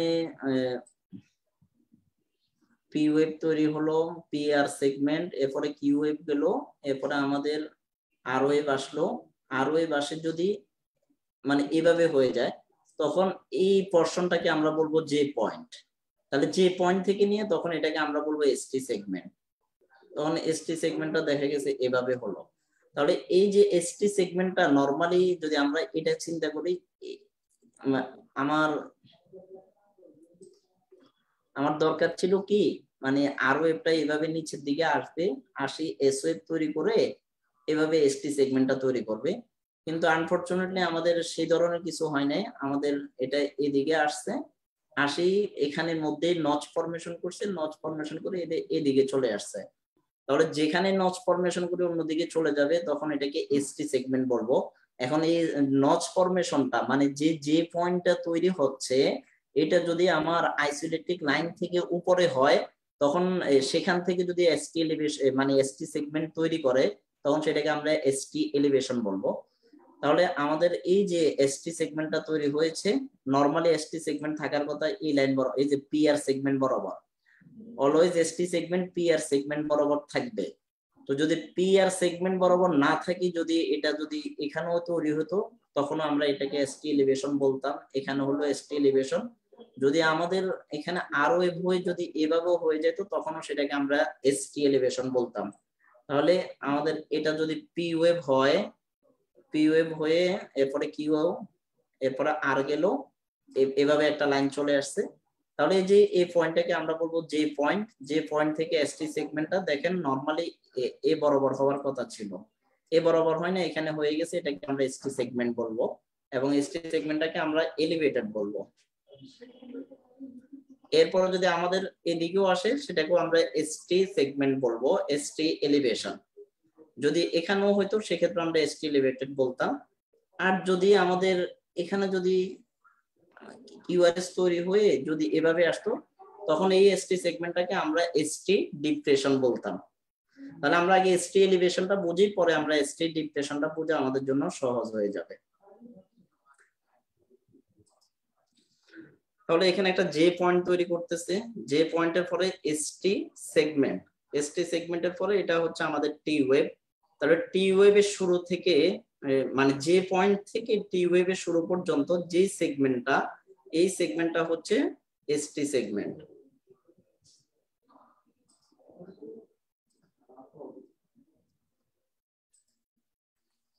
এই যে এখানে আমরা একটা যে পয়েন্ট দেখানো হলো, তো এটা অলমোস্ট মোটামুটি একটা নরমাল ফিগার, মানে এসটি সেগমেন্টটা পি আর ইন্টারভালের বরাবর আছে। যদি এটা একটু উপরে হয়ে যেত যে পয়েন্ট থেকে নিয়ে এসটি সেগমেন্টটা, তখন সেটাকে আমরা এসটি এলিভেশন বলতাম। এখানের মধ্যে আমরা একটু যদি লক্ষ্য করি, যে পয়েন্টটা চিনাটা খুবই ইম্পর্টেন্ট। আপনি যদি যে পয়েন্ট মিস করেন, তাহলে এসটি এলিভেটেড অর ডিপ্রেশন কিছুই বুঝতে পারবেন না। এখানে নরমালি লক্ষ্য করেন যে এটা হচ্ছে আমাদের যে পয়েন্ট, এখানে এসটি সেগমেন্টটা নরমাল।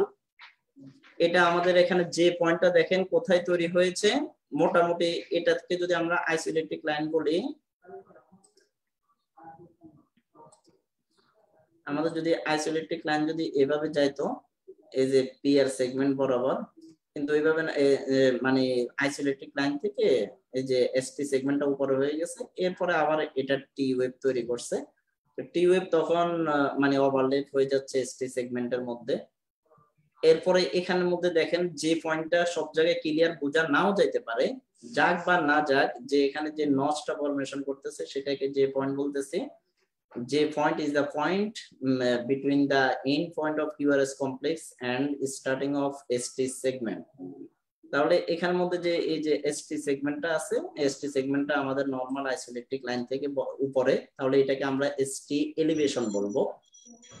এরপরে এখানে যে পয়েন্টটা দেখেন, যে পয়েন্টটা মানে আইসোলেট্রিক লাইন থেকে নিচের দিকে চলে গেছে, এরপরে মানে এসটি সেগমেন্ট তৈরি হয়েছে, তাহলে এখানের এসটি সেগমেন্টটা হচ্ছে এসটি ডিপ্রেশন, এখানের এসটি সেগমেন্ট হচ্ছে এসটি এলিভেশন।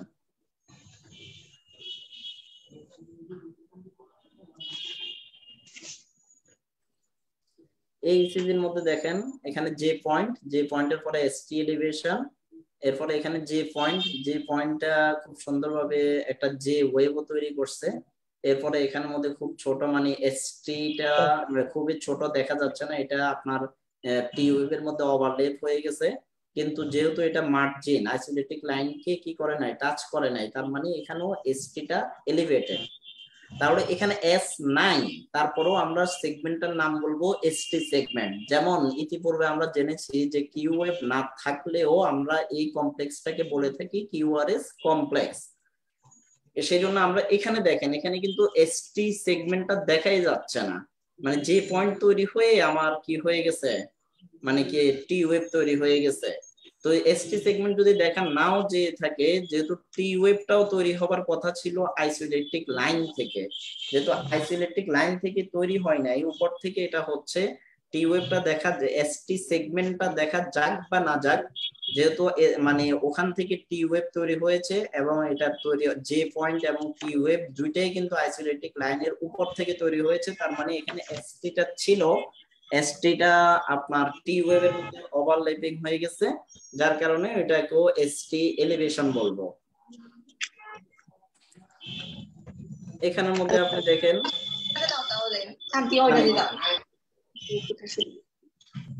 এই যে নন কন, এই যে এখানে যে আমরা এসটি সেগমেন্টটা দেখতে পাচ্ছি, এটা হচ্ছে একটা কনভেক্স সেগমেন্ট। তোমাদের সবগুলো লাইনে আমি যাচ্ছি।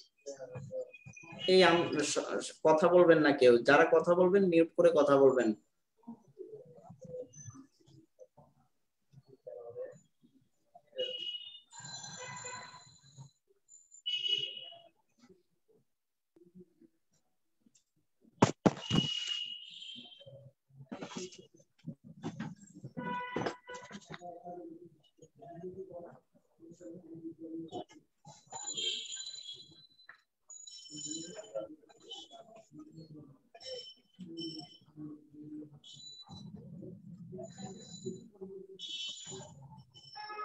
এখানের মধ্যে দেখেন এসটি সেগমেন্টটা এলিভেটেড, এসটি এলিভেশন কিভাবে হচ্ছে। এখন আমরা এসটি এলিভেশনও বুঝেছি, এসটি ডিপ্রেশনও বুঝেছি, এখন আমাদের যেটা বোঝা দরকার যে এসটি এলিভেশন হওয়ার মানেটা কি। তো এসটি এলিভেশন কয়েক কারণে হতে পারে, যদি আমাদের খুব স্মল মানে লিটল জাস্ট এক গড় বরাবর যদি হয়ে থাকে, সেটা পেরিকার্ডাইটিসে হতে পারে। পেরিকার্ডাইটিসে হলে মোস্ট অনেকগুলো লিডকে ইনভলভ করবে। তো নরমালি একটা পেশেন্ট তো সাডেন চেস্ট পেইন নিয়ে মানে পেরিকার্ডাইটিস নিয়ে আসে না, মূলত মানে বুকের ব্যথা নিয়ে একটা patient chest pain, critical chest pain নিয়ে আপনার কাছে আসছে। এখন আপনি দেখলেন তার এসটি এলিভেশন, তখন সেটাকে আপনি এমআই হিসাবে ডায়াগনোসিস করবেন। আর এসটি যদি ডিপ্রেশন থাকে সেক্ষেত্রে ওটা ইসকেমিয়াও হতে পারে অথবা নন এসটি এলিভেটেড এমআইও হতে পারে।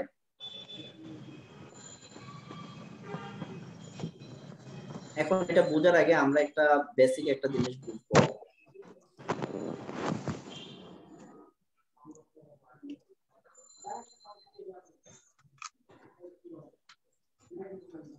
ব্লাড ভেসেলের তিনটা লেয়ারের নাম মনে আছে কারো?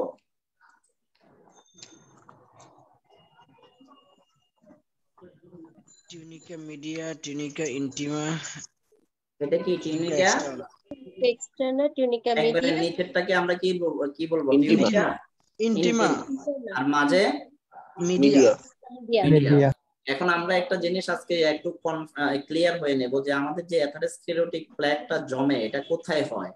এটা মূলত হয় টিউনিকা ইনটিমা এবং টিউনিকা মিডিয়া মাঝে। তাহলে এখানে একটা অ্যাথারোস্ক্লেরোটিক প্লেক হলো। তো এটা এই নরমাল এই প্লেকটা কিন্তু খুব একটা ক্ষতি আমাদের করে না, কিন্তু যখন এটা বড় হতে থাকে তখন এই যে আমাদের টিউনিকা যে ইনটিমাটা আছে এটাকে প্রেস করতেছে এবং এটা বড় হয়ে গেছে।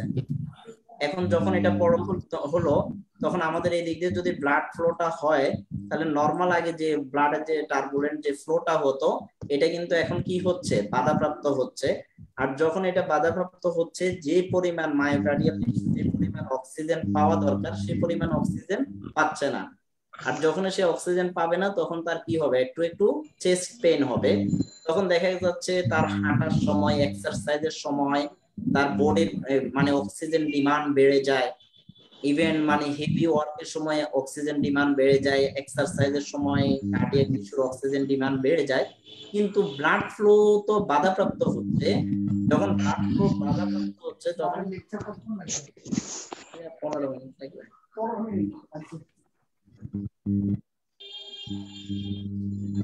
যখন আমাদের এটা বাধাপ্রাপ্ত হচ্ছে মানে তখনই কি হবে, আমাদের একটু চেস্ট পেইন হবে, টিপিক্যাল চেস্ট পেইন হবে। তখন ওই পেইনটা আবার আপনি যখন রেস্টিং এ আছেন পেইনটা থাকতেছে না, এই 2-3 মিনিট থাকতেছে বা 5 মিনিট 7 মিনিট থাকতেছে, তখন ওই পেইনটাকে বলা হবে স্টেবল অ্যানজাইনা। এখন মনে করেন যদি এটা আমার আর্টারিটাকে আরো মানে আরো করে দিল, মানে ব্লকেজের পরিমাণটা আরো বেড়ে গেল, মানে এই পরিমাণ হয়ে গেল, তখন কিন্তু ব্লাড ফ্লোটা খুবই কম, মানে খুব প্রপারলি ব্লাড ফ্লো তখন হচ্ছে না। তখন দেখা গেছে মানে তার একটা আধা ঘন্টার বেশিও তার ব্যথা করতেছে। এখন যদি আধা ঘন্টার বেশিও তার যদি এভাবে ব্যথা করতে থাকে করতে থাকে তখন সেটাকে আপনি আনস্টেবল এনজাইনা হিসেবে ডায়াগনোসিস করতে পারবেন। এখন যদি কোন কারণে যে টিউনিকা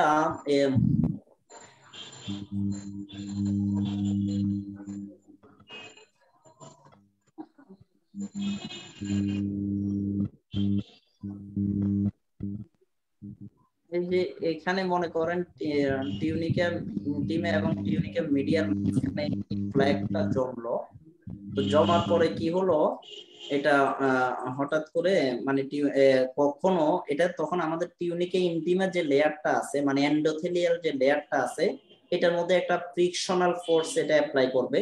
তো করতে করতে হঠাৎ করে কি হবে, এই যে আমার এন্ডোথেলিয়াল লেয়ার যেটা আছে টিউনিকা ইনটিমার যে লেয়ারটা আছে এটা হঠাৎ রাপচার হয়ে যাবে। যখন এটা রাপচার হয়ে যাবে তখন এই যে প্লেকটা ছিল প্লেকটা এখানে এসে পড়বে।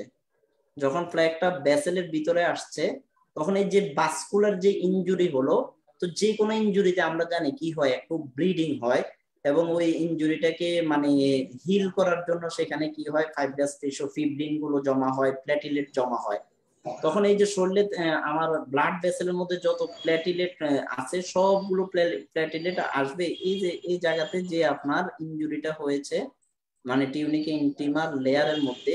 এই ইনজুরিটাকে হিল করার জন্য এখানে ফিব্রিন গুলো এখানে আসবে, আপনার ক্লটিং ফ্যাক্টর গুলো এখানে আসবে, এরপরে আপনার এখানে যে সবগুলো মানে এখানে চলে আসবে, প্ল্যাটিলেট গুলো অ্যাগ্রিগেশন হবে। তখন প্ল্যাটিলেট যখন অ্যাগ্রিগেট হতে এখানে আসবে মানে এখানে মাইক্রোভাস্কুলার রাপচারের কারণে যে ব্লিডিং হচ্ছে সেই ব্লিডিং পয়েন্টটা বন্ধ করার জন্য এবং এই ইনজুরিটাকে হিল করার জন্য ছোট ছোট প্লেটলেট গুলো যখন দৌড়াদৌড়ি করে এখানে ছুটে আসবে তখন এগুলো আসে এই প্লেকটার সাথে জমাট বেঁধে যাবে। অ্যাথারোস্ক্লেরোটিক প্লেক যেটা ছিল ছোট একটা প্লেক ছিল, কিন্তু রাপচার হওয়ার পরে এটার মধ্যে জমাট বেঁধে তখন এই পুরাটা আর্টারিটাকে ব্লকেজ করে ফেলবে। যখন আর্টারিকে ব্লকেজ করে ফেলবে তখন এই দিক দিয়ে আর কি হবে না, সার্কুলেশনটা নরমালি এখানে সার্কুলেশন হতে পারবে না। তখন নিচের দিকের যে এরিয়াটা আছে মানে এটা যে ভেসেল আছে ভেসেলের নিচের দিকের এরিয়াটাতে তখন প্রচন্ড ব্যথা শুরু হয়ে যাবে। তখন আপনার কি দরকার হবে, যত দ্রুত পারি এখানে যদি যে ফিব্রিন গুলো আছে প্ল্যাটিলেট গুলো আছে প্ল্যাটিলেট গুলোকে দূরে সরাই দেওয়া এবং ফিব্রিন গুলোকে কেটে দেওয়া, হ্যাঁ, যেটাকে থ্রম্বোলাইসিস বলে, যেটা আমরা ম্যানেজমেন্ট ক্লাসে বোঝাবো। তো যখন এরকম কমপ্লিটলি অক্লুশন হয়ে যাবে, হ্যাঁ, তখন আপনার মায়োকার্ডিয়াল ইনফার্কশন হবে এবং তখন আপনার যে এসটি সেগমেন্টটা আছে ওটা এলিভেশন হয়ে যাবে এবং সেই ক্ষেত্রে এই হার্ট অ্যাটাককে বলা হবে এসটি এলিভেটেড এমআই। তাহলে আমরা যদি এমআই বলি সেক্ষেত্রে এসটি যদি এসটি সেগমেন্টটা এলিভেশন হলো, তারপরে আমি তখন ট্রপোনিন আই মানে কোনো সেরোলজিক্যাল ব্লাড টেস্ট করা ছাড়াই আমরা ডায়াগনোসিস করতে পারবো যে পেশেন্টের হার্ট অ্যাটাক হয়েছে। যেমন আপনি উপজেলাতে আছেন, আপনি তার বুকে ব্যথা নিয়ে আসলো, আপনি এসটিটা করলেন, এসটি করার পরে ইসিজিটা করলেন, করার পরে আপনি এসটি সেগমেন্ট এলিভেশন দেখলেন, তাহলে বলতে পারবেন যে এসটি এলিভেটেড এমআই। আর যদি এসটি যদি এলিভেশন না হয়, তার প্রচন্ড বুকে ব্যথা, আধা ঘন্টা হয়ে গেছে বুকে ব্যথা যাচ্ছে না, তখন আপনি তাকে লোডিং ডোজ দিবেন এবং ট্রপোনিন আই করতে দিবেন। ইসিজি তো আপনার কাছে আছে, ইসিজিতে এসটি এলিভেশন নাই, এসটি ডিপ্রেশন আছে অথবা টি ওয়েভ ইনভার্সন আছে। দুইটা জিনিস আমরা জানি, টি ওয়েভ ইনভার্সন থাকলো ইসকেমিয়া, এসটি ডিপ্রেশন ইসকেমিয়া। এখন সে প্রচন্ড বুকে ব্যথা নিয়ে আসছে, 30 মিনিটের চাইতে বেশি হয়ে গেছে, এখন আপনি তাকে লোডিং ডোজ দিলেন, তার ব্যথা কমতেছে না, তখন আপনি তাকে কি করলেন, একটা ট্রপোনিন আই টেস্ট করাতে দিলেন। ট্রপোনিন আইটা হচ্ছে মায়োকার্ডিয়াল মাসেল গুলো যখন ড্যামেজ হয় তখন ওটা থেকে সিক্রেট হয়ে এটা ব্লাডে চলে আসে। তো যখন আপনি দেখবেন যে তার নরমাল ভ্যালুকে অতিক্রম করে গেছে, তখন সেটাকে আপনি এসটি এলিভেশন থাকুক বা না থাকুক, তখন সেটাকে আপনি এমআই হার্ট অ্যাটাক বলবেন, তবে তখন সেটা বলবেন নন এসটি এলিভেটেড এমআই। এখন বুকে ব্যথা নিয়ে আসছে, আপনি এসটি এলিভেশন পান নাই, এসটি ডিপ্রেশন পেলেন, কিন্তু ট্রপোনিন আই করার পরে দেখা গেল ট্রপোনিন আইটা নেগেটিভ, তখন সেটাকে আপনি কি বলবেন, তখন সেটাকে আপনি বলবেন আনস্টেবল এনজাইনা। তখন সেক্ষেত্রে তাকে রেফার করবেন তার এসটি ডিপ্রেশনের পরিমাণের উপর দেখে এবং টি ওয়েভের ইনভার্সনটা কেমন কি পরিমাণ সেগুলো দেখে আপনি তাকে রেফার করবেন মানে এনজিওগ্রামের জন্য। তাহলে যখন আপনি একটা পেশেন্টের চেস্ট পেইন দেখতেছেন ট্রপোনিন আই নেগেটিভ, কিন্তু তার টি ওয়েভ ইনভার্সন অথবা এসটি সেগমেন্ট ডিপ্রেশন আছে, তখন আপনি তাকে সিভিয়ার ইসকেমিক চেঞ্জ হিসেবে ডায়াগনোসিস করে পেশেন্টকে কাউন্সেলিং করবেন এনজিওগ্রামের করার জন্য এবং স্টেন্টিং করার জন্য।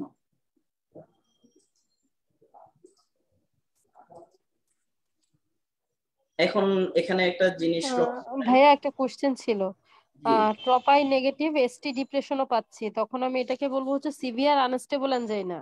হ্যাঁ হ্যাঁ, সিভিয়ার আনস্টেবল যদি চেস্ট পেইন থাকে।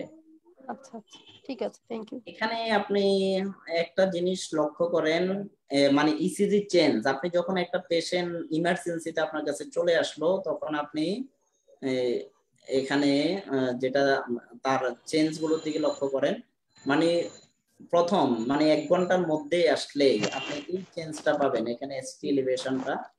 হ্যাঁ, আমরা বলেছি যে কিছু কিছু ক্ষেত্রে হাইপার অ্যাকুয়েট টি পাওয়া যায়, কিন্তু মানে অ্যান্টেরিয়র এমআই যখন হয় তখন আর্লি স্টেজের মধ্যে এবং কিছু 5 থেকে 10% ইসিজির মধ্যে এরকম আর্লি স্টেজের মধ্যে এসটি এলিভেশনটা পাওয়া যায় না, সেটা আপনি হাইপার অ্যাকুয়েট টি দেখে ডায়াগনোসিস করতে হবে। সেটা আমরা পরবর্তীতে একটা ক্লাসে দেখাবো। এখন আমরা বেসিক 100 এর মধ্যে 100টার মধ্যে 90টাই 90 to 95% ইসিজিতে এসটি এলিভেশনটা যেভাবে থাকে সেটা একটু লক্ষ্য করেন। এই যে এখানে উইথিন আওয়ার যদি আসে এভাবে থাকতে পারে, এরপরে হচ্ছে যদি 4 ঘন্টার পরে আসে তখন এরকম হবে। আপনার এখানে যে টি ওয়েভ এরপরে মানে এখানে টি ওয়েভটা দেখা যাচ্ছে না, 6 ঘন্টার পরে আসছে। এই যে প্রথমটার মধ্যে দেখেন মানে জাস্ট সাথে স্ক্রিন চেঞ্জ হচ্ছে না। হ্যালো, কি বলছেন? স্ক্রিনটা চেঞ্জ হচ্ছে না, এখন এই স্ক্রিনে দেখাচ্ছে, স্ক্রিন তো ওইটাই দেখাচ্ছে, স্ক্রিন চেঞ্জ হওয়ার কথা না, ঠিকই আছে স্ক্রিন, ঠিক আছে। আমি একটা স্ক্রিনে দেখাচ্ছি, এখানের মধ্যে এসটি এলিভেশনের 6টা ফিগার দেওয়া আছে, এটা দেখতে পাচ্ছেন তো? হ্যাঁ ঠিকই আছে ভাই, আপনি পড়ান। দেখা যাচ্ছে।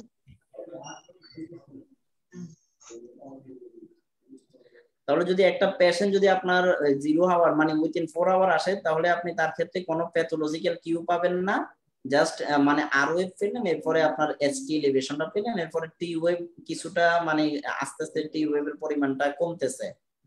4 ঘন্টা পরে আসলে কিন্তু ছোট একটা প্যাথোলজিক্যাল কিউ ডেভেলপ করতেছে এবং এসটি এলিভেশনটা আপনি এই টাইপের পেতে পারেন।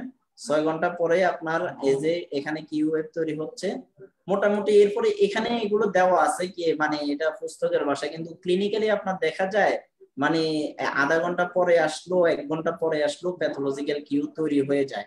এখানে যে 4 ঘন্টা দেওয়া হয়েছে, অনেক সময় দেখা যায় পেশেন্ট তো আসতে পারে না, বুকে ব্যথা কখন হয়েছে, সাইলেন্ট চেস্ট পেইন ছিল প্রথম দিকে, সে ভাবছে যে হয়তো গ্যাস্ট্রিকের ব্যথা বা এমন। 3-4 ঘন্টা পরে তার যখন ব্যথাটা বেড়ে গেছে তখন সে মানে তার ব্যথার ব্যাপারে সে বুঝতে পারলো যে তার মনে something going to B bad, সেটা সে চিন্তা করে যখন চলে আসে তখন দেখা যাচ্ছে যে মানে অলরেডি 6-7 ঘন্টা চলে গেছে। এখানে কখন আসবে আপনাকে জাস্ট সেগমেন্টটার নরমাল এবং এবনরমাল আইসোলেটিক লাইন থেকে উপরে চলে যাচ্ছে কিনা সেটা আপনাকে দেখতে হবে। দেখা গেছে এখানে 4 দিন পরে আসলে সেখানে একটা ইনভার্টেড টি তৈরি হয়ে যাচ্ছে, এখানে ইনভার্টেড টি তৈরি হয়ে যাচ্ছে 6 উইকের পরে, আর এসটি লেভেলটা নরমালি খুব একটা দেখা যায় না, মানে এটা আইসোলেটিক লাইন বরাবর চলে আসে। এটা অনেকগুলো ইসিজি দেখে প্র্যাকটিস করলে তারপরে বিষয়গুলো বুঝতে পারবে।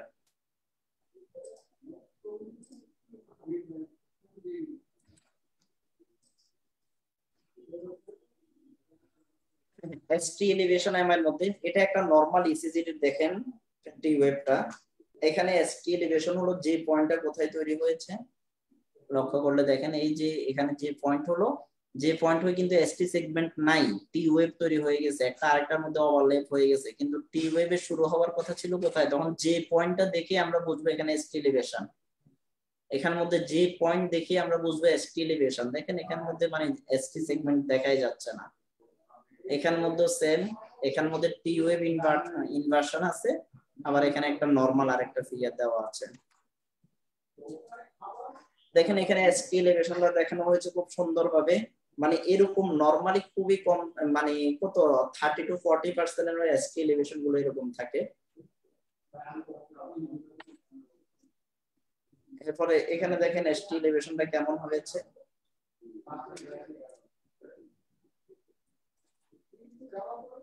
এখন আমরা কিছু ইসিজি ডিসকাস করব। আমরা এর আগে হার্টের সারফেস গুলো আবার দেখে নিই।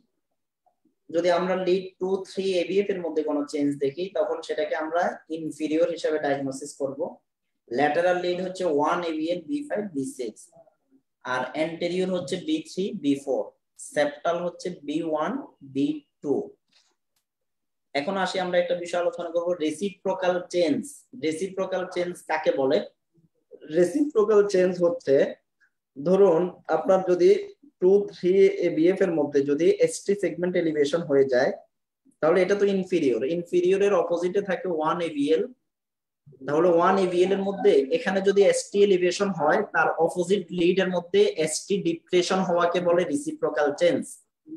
তাহলে 1 আর এবিএল B5 B6 এগুলোতে যদি এসটি এলিভেশন হয় তাহলে তার রেসিপ্রোকাল চেঞ্জটা দেখবো, মানে ল্যাটারাল লিডের যদি রেসিপ্রোকাল এসটি এলিভেশন হয় তাহলে আমরা এসটি সেগমেন্ট ডিপ্রেশন হয়ে যাবে 2-3 এবিএফ এর মধ্যে। তাহলে একদিকে যদি এসটি এলিভেশন হয় আর এটার অপোজিট দিকে যদি এসটি ডিপ্রেশন হয় তাহলে সেটাকে আমরা বলবো রেসিপ্রোকাল চেঞ্জ। দুইটা টপিক না না ভাইয়া বুঝতে পারি না এই জায়গাটা, এটা বুঝাই দিচ্ছি, একটু ওয়েট করেন। মানে রেসিপ্রোকাল চেঞ্জ আর দুইটা ইসিজির উদাহরণ দিলে শেষ লাগবে 10 মিনিট। আল্লাহ সব বসে দিয়েছে, কেন মিটিং আছে? তাহলে আমরা এখানে কি পেলাম, 2-3 এবিএফ, 2-3 এবিএফ এর মধ্যে যদি এসটি এলিভেশন হয়, একটু সবাই আবার বুঝেন, তাহলে এসটি সেগমেন্ট ডিপ্রেশন হবে। হ্যাঁ আপনি যেটাতে কোনো টাকা দিচ্ছেন না, তাহলে 1 এবিএল B5 B6 এর মধ্যে এসটিটা ডিপ্রেশন হবে।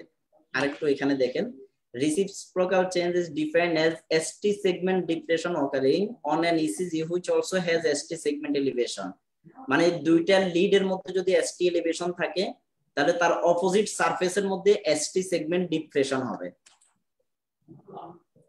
রেসিপ্রোকাল চেঞ্জ থাকা মানে পেশেন্টের মানে অবস্থা খুবই ডেঞ্জারাস, তাকে ইমার্জেন্সি মানে সিসিইউ ম্যানেজমেন্ট দরকার। এখানের মধ্যে আমরা একটা উদাহরণ দেখলে আমরা বুঝতে পারবো।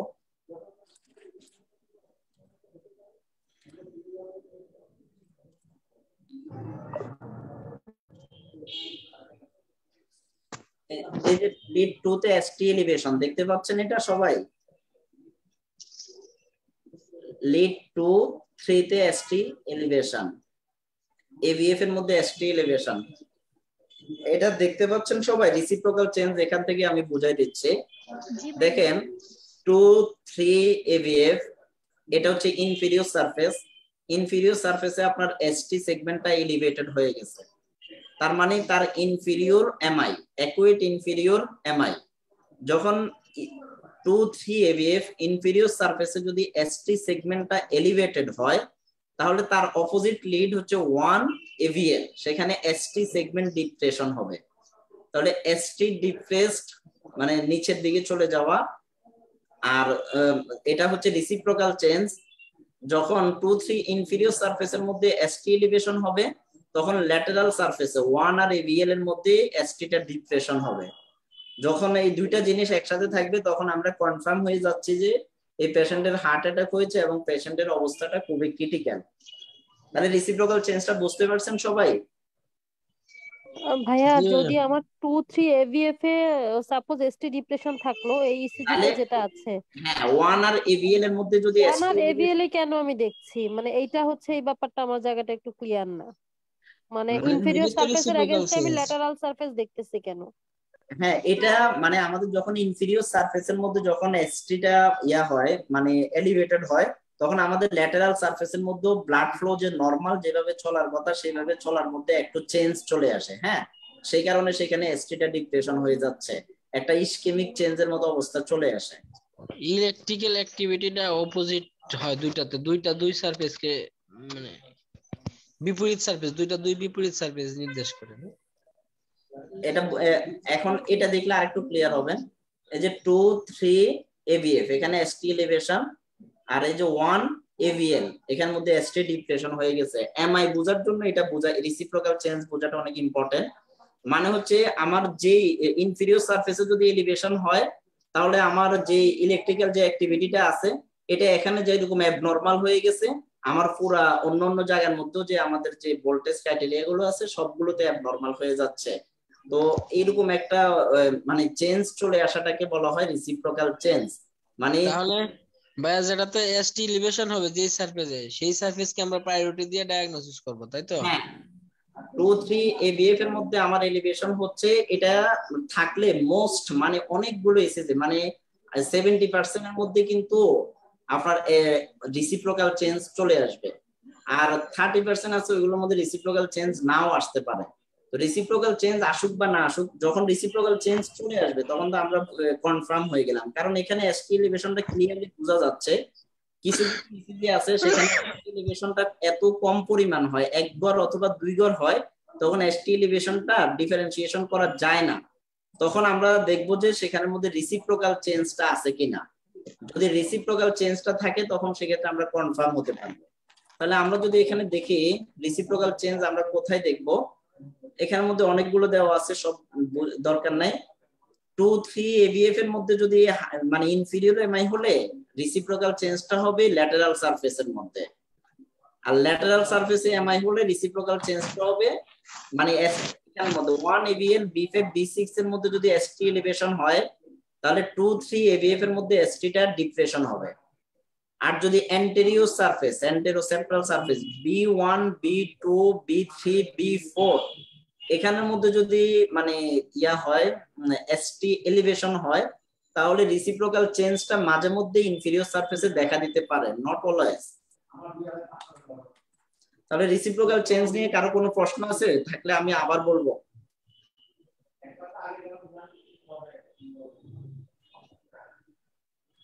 তাহলে রিসিপ্রোকাল চেঞ্জ এতটুকু মনে রাখেন, ইনফিরিয়র সারফেসে যদি এসটি এলিভেশন হয় তাহলে তার সাথে ল্যাটেরাল সারফেসের মধ্যে কি থাকবে, এসটি ডিপ্রেশন থাকবে, আর ল্যাটেরাল সারফেসে এলিভেশন হলে ইনফিরিয়র সারফেসের মধ্যে এসটি ডিপ্রেশন থাকবে।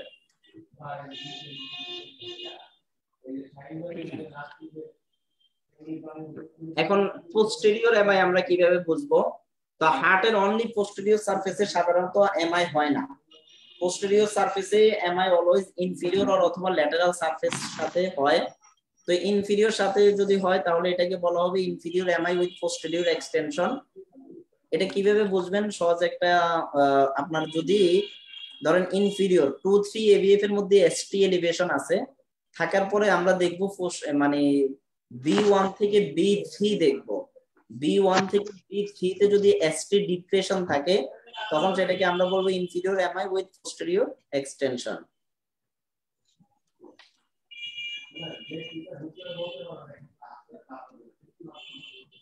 ভাইয়া আগের স্লাইডটা আরেকবার বলবেন? আমি পোস্টেরিয়র এমআইটা একটু বুঝে নেন আপনারা। পোস্টেরিয়র এক্সটেনশন হবে ইনফিরিয়র যদি এমআই হয়, মানে 2-3 এবিএফ এর মধ্যে যদি এসটি এলিভেশন হয়, সাথে যদি B1 থেকে B3 আমরা পোস্টেরিয়র এমআই দেখব কখন B1 থেকে B3 এর মধ্যে কোনো চেঞ্জ, একটা স্পেশাল একটা চেঞ্জ আছে, সেটা কি হরিজন্টাল এসটি ডিপ্রেশন, যেটাকে মিরর ইমেজ বলে। তো যদি B1 থেকে B3 তে যদি আমার এসটি ডিপ্রেশন হয় ইনফিরিয়র সারফেসে এমআই এর সাথে সাথে B1 থেকে B3 তে এসটি ডিপ্রেশন আছে, বা এটাকে মিরর ইমেজও বলে, তখন সেটাকে আমরা বলবো inferior MI with posterior extension. এটা আপনারা এখন এটার জন্য খারাপ করার দরকার নাই, এটা সামনে ইসিজি গুলো দেখলে বুঝতে পারবেন। এই ইসিজিটার দিকে লক্ষ্য করেন, এই যে 2 এর মধ্যে কি আছে, স্লাইটলি এসটি এলিভেশন আছে। 3 তে যে আমার এই লাইন বরাবর আসা দরকার ছিল,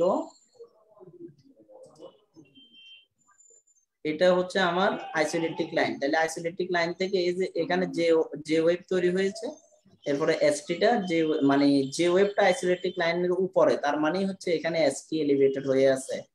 এবিএফ এর মধ্যে দেখেন যে ওয়েভটা এখানে আইসোলেটিক লাইনের উপরে, এই যে এখানে এবিএফ এর মধ্যে, তাহলে 2-3 এবিএফ এর মধ্যে এখানে এসটি এলিভেশন আছে। তো 2-3 এবিএফ এর মধ্যে যদি এসটি এলিভেশন থাকে, আমরা বলছি রেসিপ্রোকাল চেঞ্জটা কোথায় হবে, 1 আর এভিএল এর মধ্যে। 1 আর ভাইয়া স্লাইড তো চেঞ্জ হয় নাই। হাবিব স্লাইড চেঞ্জ হয় নাই ভাই? স্লাইড চেঞ্জ হয় নাই না, আপনার ফেসিং আর রেসিপ্রোকাল এই দুইটাই দেখাচ্ছে। কি দেখাচ্ছে? আমাদের আসছে স্যার, একটু লেটই আসছে। ঠিক আছে, জি এখন আসছে। একটা ইসিজি গ্রাফস দেখা যাচ্ছে না ভাইয়া? জি জি দেখা যাচ্ছে। আসে নাই। কারো কারো আসছে, কারো কারো আসে নাই। এখন তো আসছে। আমার এখনো আসে নাই।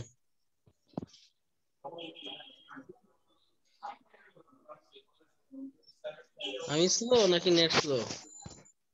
এই আপনারা কি এখানে যে আমি ড্রয়িং করতেছি দেখা যাচ্ছে? জি দেখা যাচ্ছে। একটা ইসিজি গ্রাফস দেখা যাচ্ছে, হাবিব দেখা যাচ্ছে না? এখন আসছে, এখন আসছে। ইসিজি পেপার দেখা যাচ্ছে? জি দেখা যাচ্ছে। তাহলে এখানে দেখেন লিড 2 তে এসটি এলিভেশন আছে, লিড 3 তে এসটি এলিভেশন আছে। আমরা যে পয়েন্টটা লক্ষ্য করব, যে পয়েন্টটা উপরে আইসোলেটিক লাইন থেকে উপরে, মানেই হচ্ছে যে সেখানে এসটি এলিভেশন হচ্ছে। তাহলে 2-3 এবিএফ এর মধ্যে এসটি এলিভেশন, 2-3 এবিএফ এ যদি এসটি এলিভেশন হয়, তাহলে আমার এটা হচ্ছে ST elevated MI, inferior MI. আমরা জানি ইনফিরিয়র এমআই তে রেসিপ্রোকাল চেঞ্জটা কোথায় হবে, লিড 1 আর এভিএল এ। তাহলে লিড 1 আর এভিএল এর মধ্যে এসটি ডিপ্রেশন, এখানেও এসটি ডিপ্রেশন, তাহলে এটাকে বলে রেসিপ্রোকাল চেঞ্জ। তাহলে এখানে রেসিপ্রোকাল চেঞ্জ পেলাম, ইনফিরিয়র এমআই পেলাম। তাহলে ইনফিরিয়র এমআই, এখন দেখেন লিড B1 থেকে B3 তে যদি এসটি ডিপ্রেশন থাকে, হরিজন্টাল ডিপ্রেশন, দেখেন একটা ডিপ্রেশন এখানে, এখানে এসটি ডিপ্রেশন, এসটি ডিপ্রেশন। তাহলে যদি ইনফিরিয়র এমআই এর সাথে অথবা আদার্স কোন এমআই এর সাথে যদি B1 থেকে B3 তে যদি মিরর ইমেজ অথবা এসটি ডিপ্রেশন থাকে, তখন সেটাকে পোস্টেরিয়র এক্সটেনশন বলা হয়। তাহলে আপনারা এটা দেখেন, এই ইসিজিটা হচ্ছে inferior MI with posterior extension. Inferior MI কেন বললাম, লিড 2-3 এভিএফ, এখানের মধ্যে এসটি এলিভেশন আছে। পোস্টেরিয়র এক্সটেনশন কেন বললাম, B1 থেকে B3 পর্যন্ত এসটি ডিপ্রেশন আছে।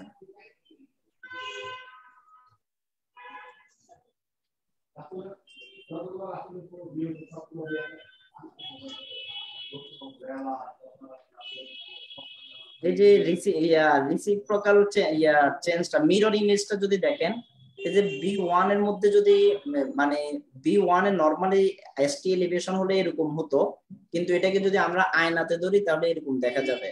তাহলে মিরর ইমেজ অথবা রিসিপ্রোকাল চেঞ্জ মানে একদিকে লিডে যেরকম এসটিটা এলিভেশন হবে, অপর দিকে লিডে সেরকম একটা এসটি ডিপ্রেশনের ফিগার পাওয়া যাবে।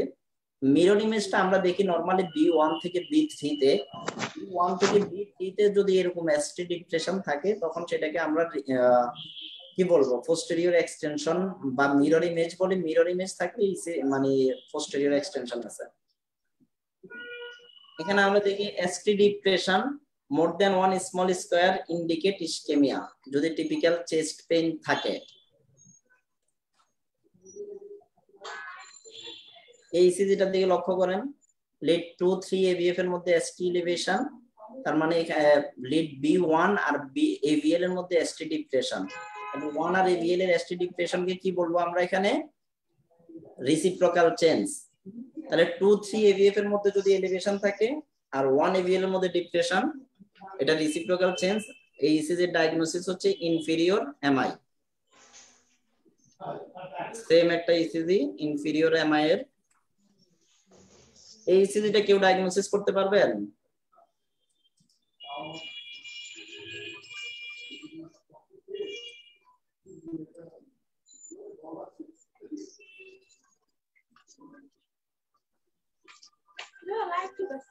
কেউ ডায়াগনোসিস করতে পারবেন?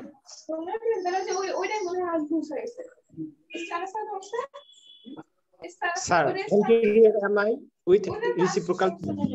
লিড 1 এর মধ্যে এসটি এলিভেশন আছে, লিড 1 এর মধ্যে ল্যাটারাল এমআই এভিএল দেখবো, তাহলে এভিএল ও এলিভেশন আছে। তাহলে লিড 1 এলিভেশন এভিএল এলিভেশন, তার মানে হচ্ছে ল্যাটারাল এমআই।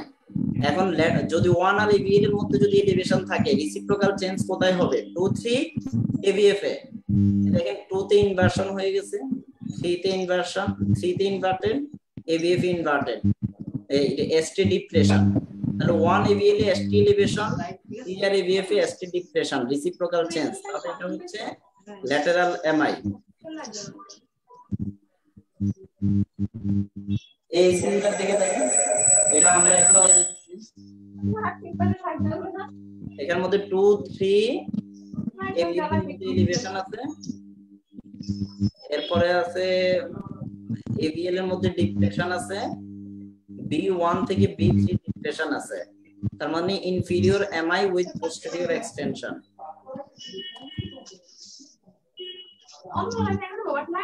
এই ইসিজির দিকে তাকান, B1 B2 এলিভেশন, B4 এর মধ্যে এলিভেটেড, তার মানে এই ইসিজিতে কি আছে? এন্টেরোসেপ্টাল এমআই।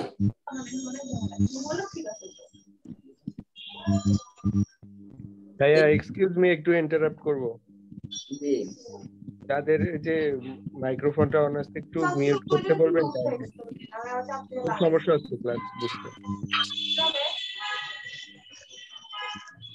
এই মেয়েরা মাইক্রোফোন অফ করো।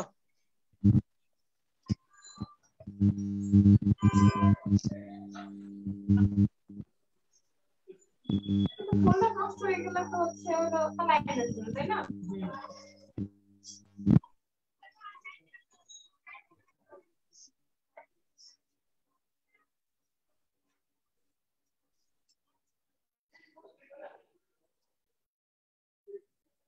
এই ইসিজিটা দিকে লক্ষ্য করেন, এই যে আমরা যদি এখানে দেখি B1 এসটি এলিভেশন আছে, B2 তে এলিভেটেড, B3 তে এলিভেটেড, B4 এর মধ্যে খুব একটা এলিভেশন বোঝা যাচ্ছে না, যেহেতু B1 এবং সেপ্টাল সারফেস এবং অ্যান্টেরিয়র সারফেসের একটা লিডকে কভার করছে, তাহলে একটাও হচ্ছে anteroseptal ST elevation, elevated MI.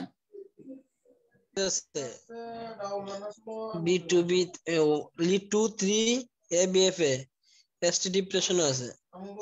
ওটা কি হবে? 2 3 ABF এর মধ্যে যে ডিপ্রেশন ওটা হচ্ছে রিসিপ্রোকাল চেঞ্জ। Reciprocal change. তাহলে অ্যান্টেরিয়র লিডের মধ্যে যদি এলিভেশন হয় তাহলে ইনফেরিয়র লিডের মধ্যে রিসিপ্রোকাল চেঞ্জ থাকতে পারে। এই ইসিজিটা লক্ষ্য করেন, 1 এর মধ্যে এলিভেশন।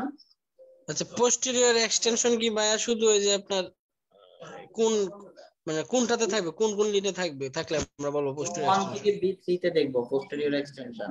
1 থেকে 3, হ্যাঁ, B1 to B3। এই ইসিজিটা একটু ক্রিটিক্যাল, একটু দেখেন। এটা আমাদের লিড 1 এর মধ্যে এলিভেশন, লিড 1 এলিভেশন হলে আমরা এবিএল দেখবো, এবিএল এর মধ্যে এলিভেটেড। এখন দেখি আমরা B1 থেকে B6 পর্যন্ত সবগুলো লিডের মধ্যে এসটি এলিভেশন আছে, হ্যাঁ। আর এখানের মধ্যে 2 তে মানে 2 তো কিছুটা এলিভেশন আছে, 3 এবিএফ এর মধ্যে ডিপ্রেশন আছে, মানে এটার এক্সটেন্সিভ একটা এমআই এই পেশেন্টের, হ্যাঁ। সবগুলো আর্টারিতেই মানে তার প্রবলেম হচ্ছে, মানে কোন দিক অ্যান্টেরোল্যাটারাল। এখানের মধ্যে কি আছে, এন্টেরো এক্সটেন্সিভ এন্টেরোল্যাটারাল এমআই, সাথে কিন্তু ইনফিরিয়র কো ইনভলভ করে ফেলতেছে। ইনফিরিয়র একটা সার্ভিসে অলরেডি এলিভেশন হয়ে গেছে।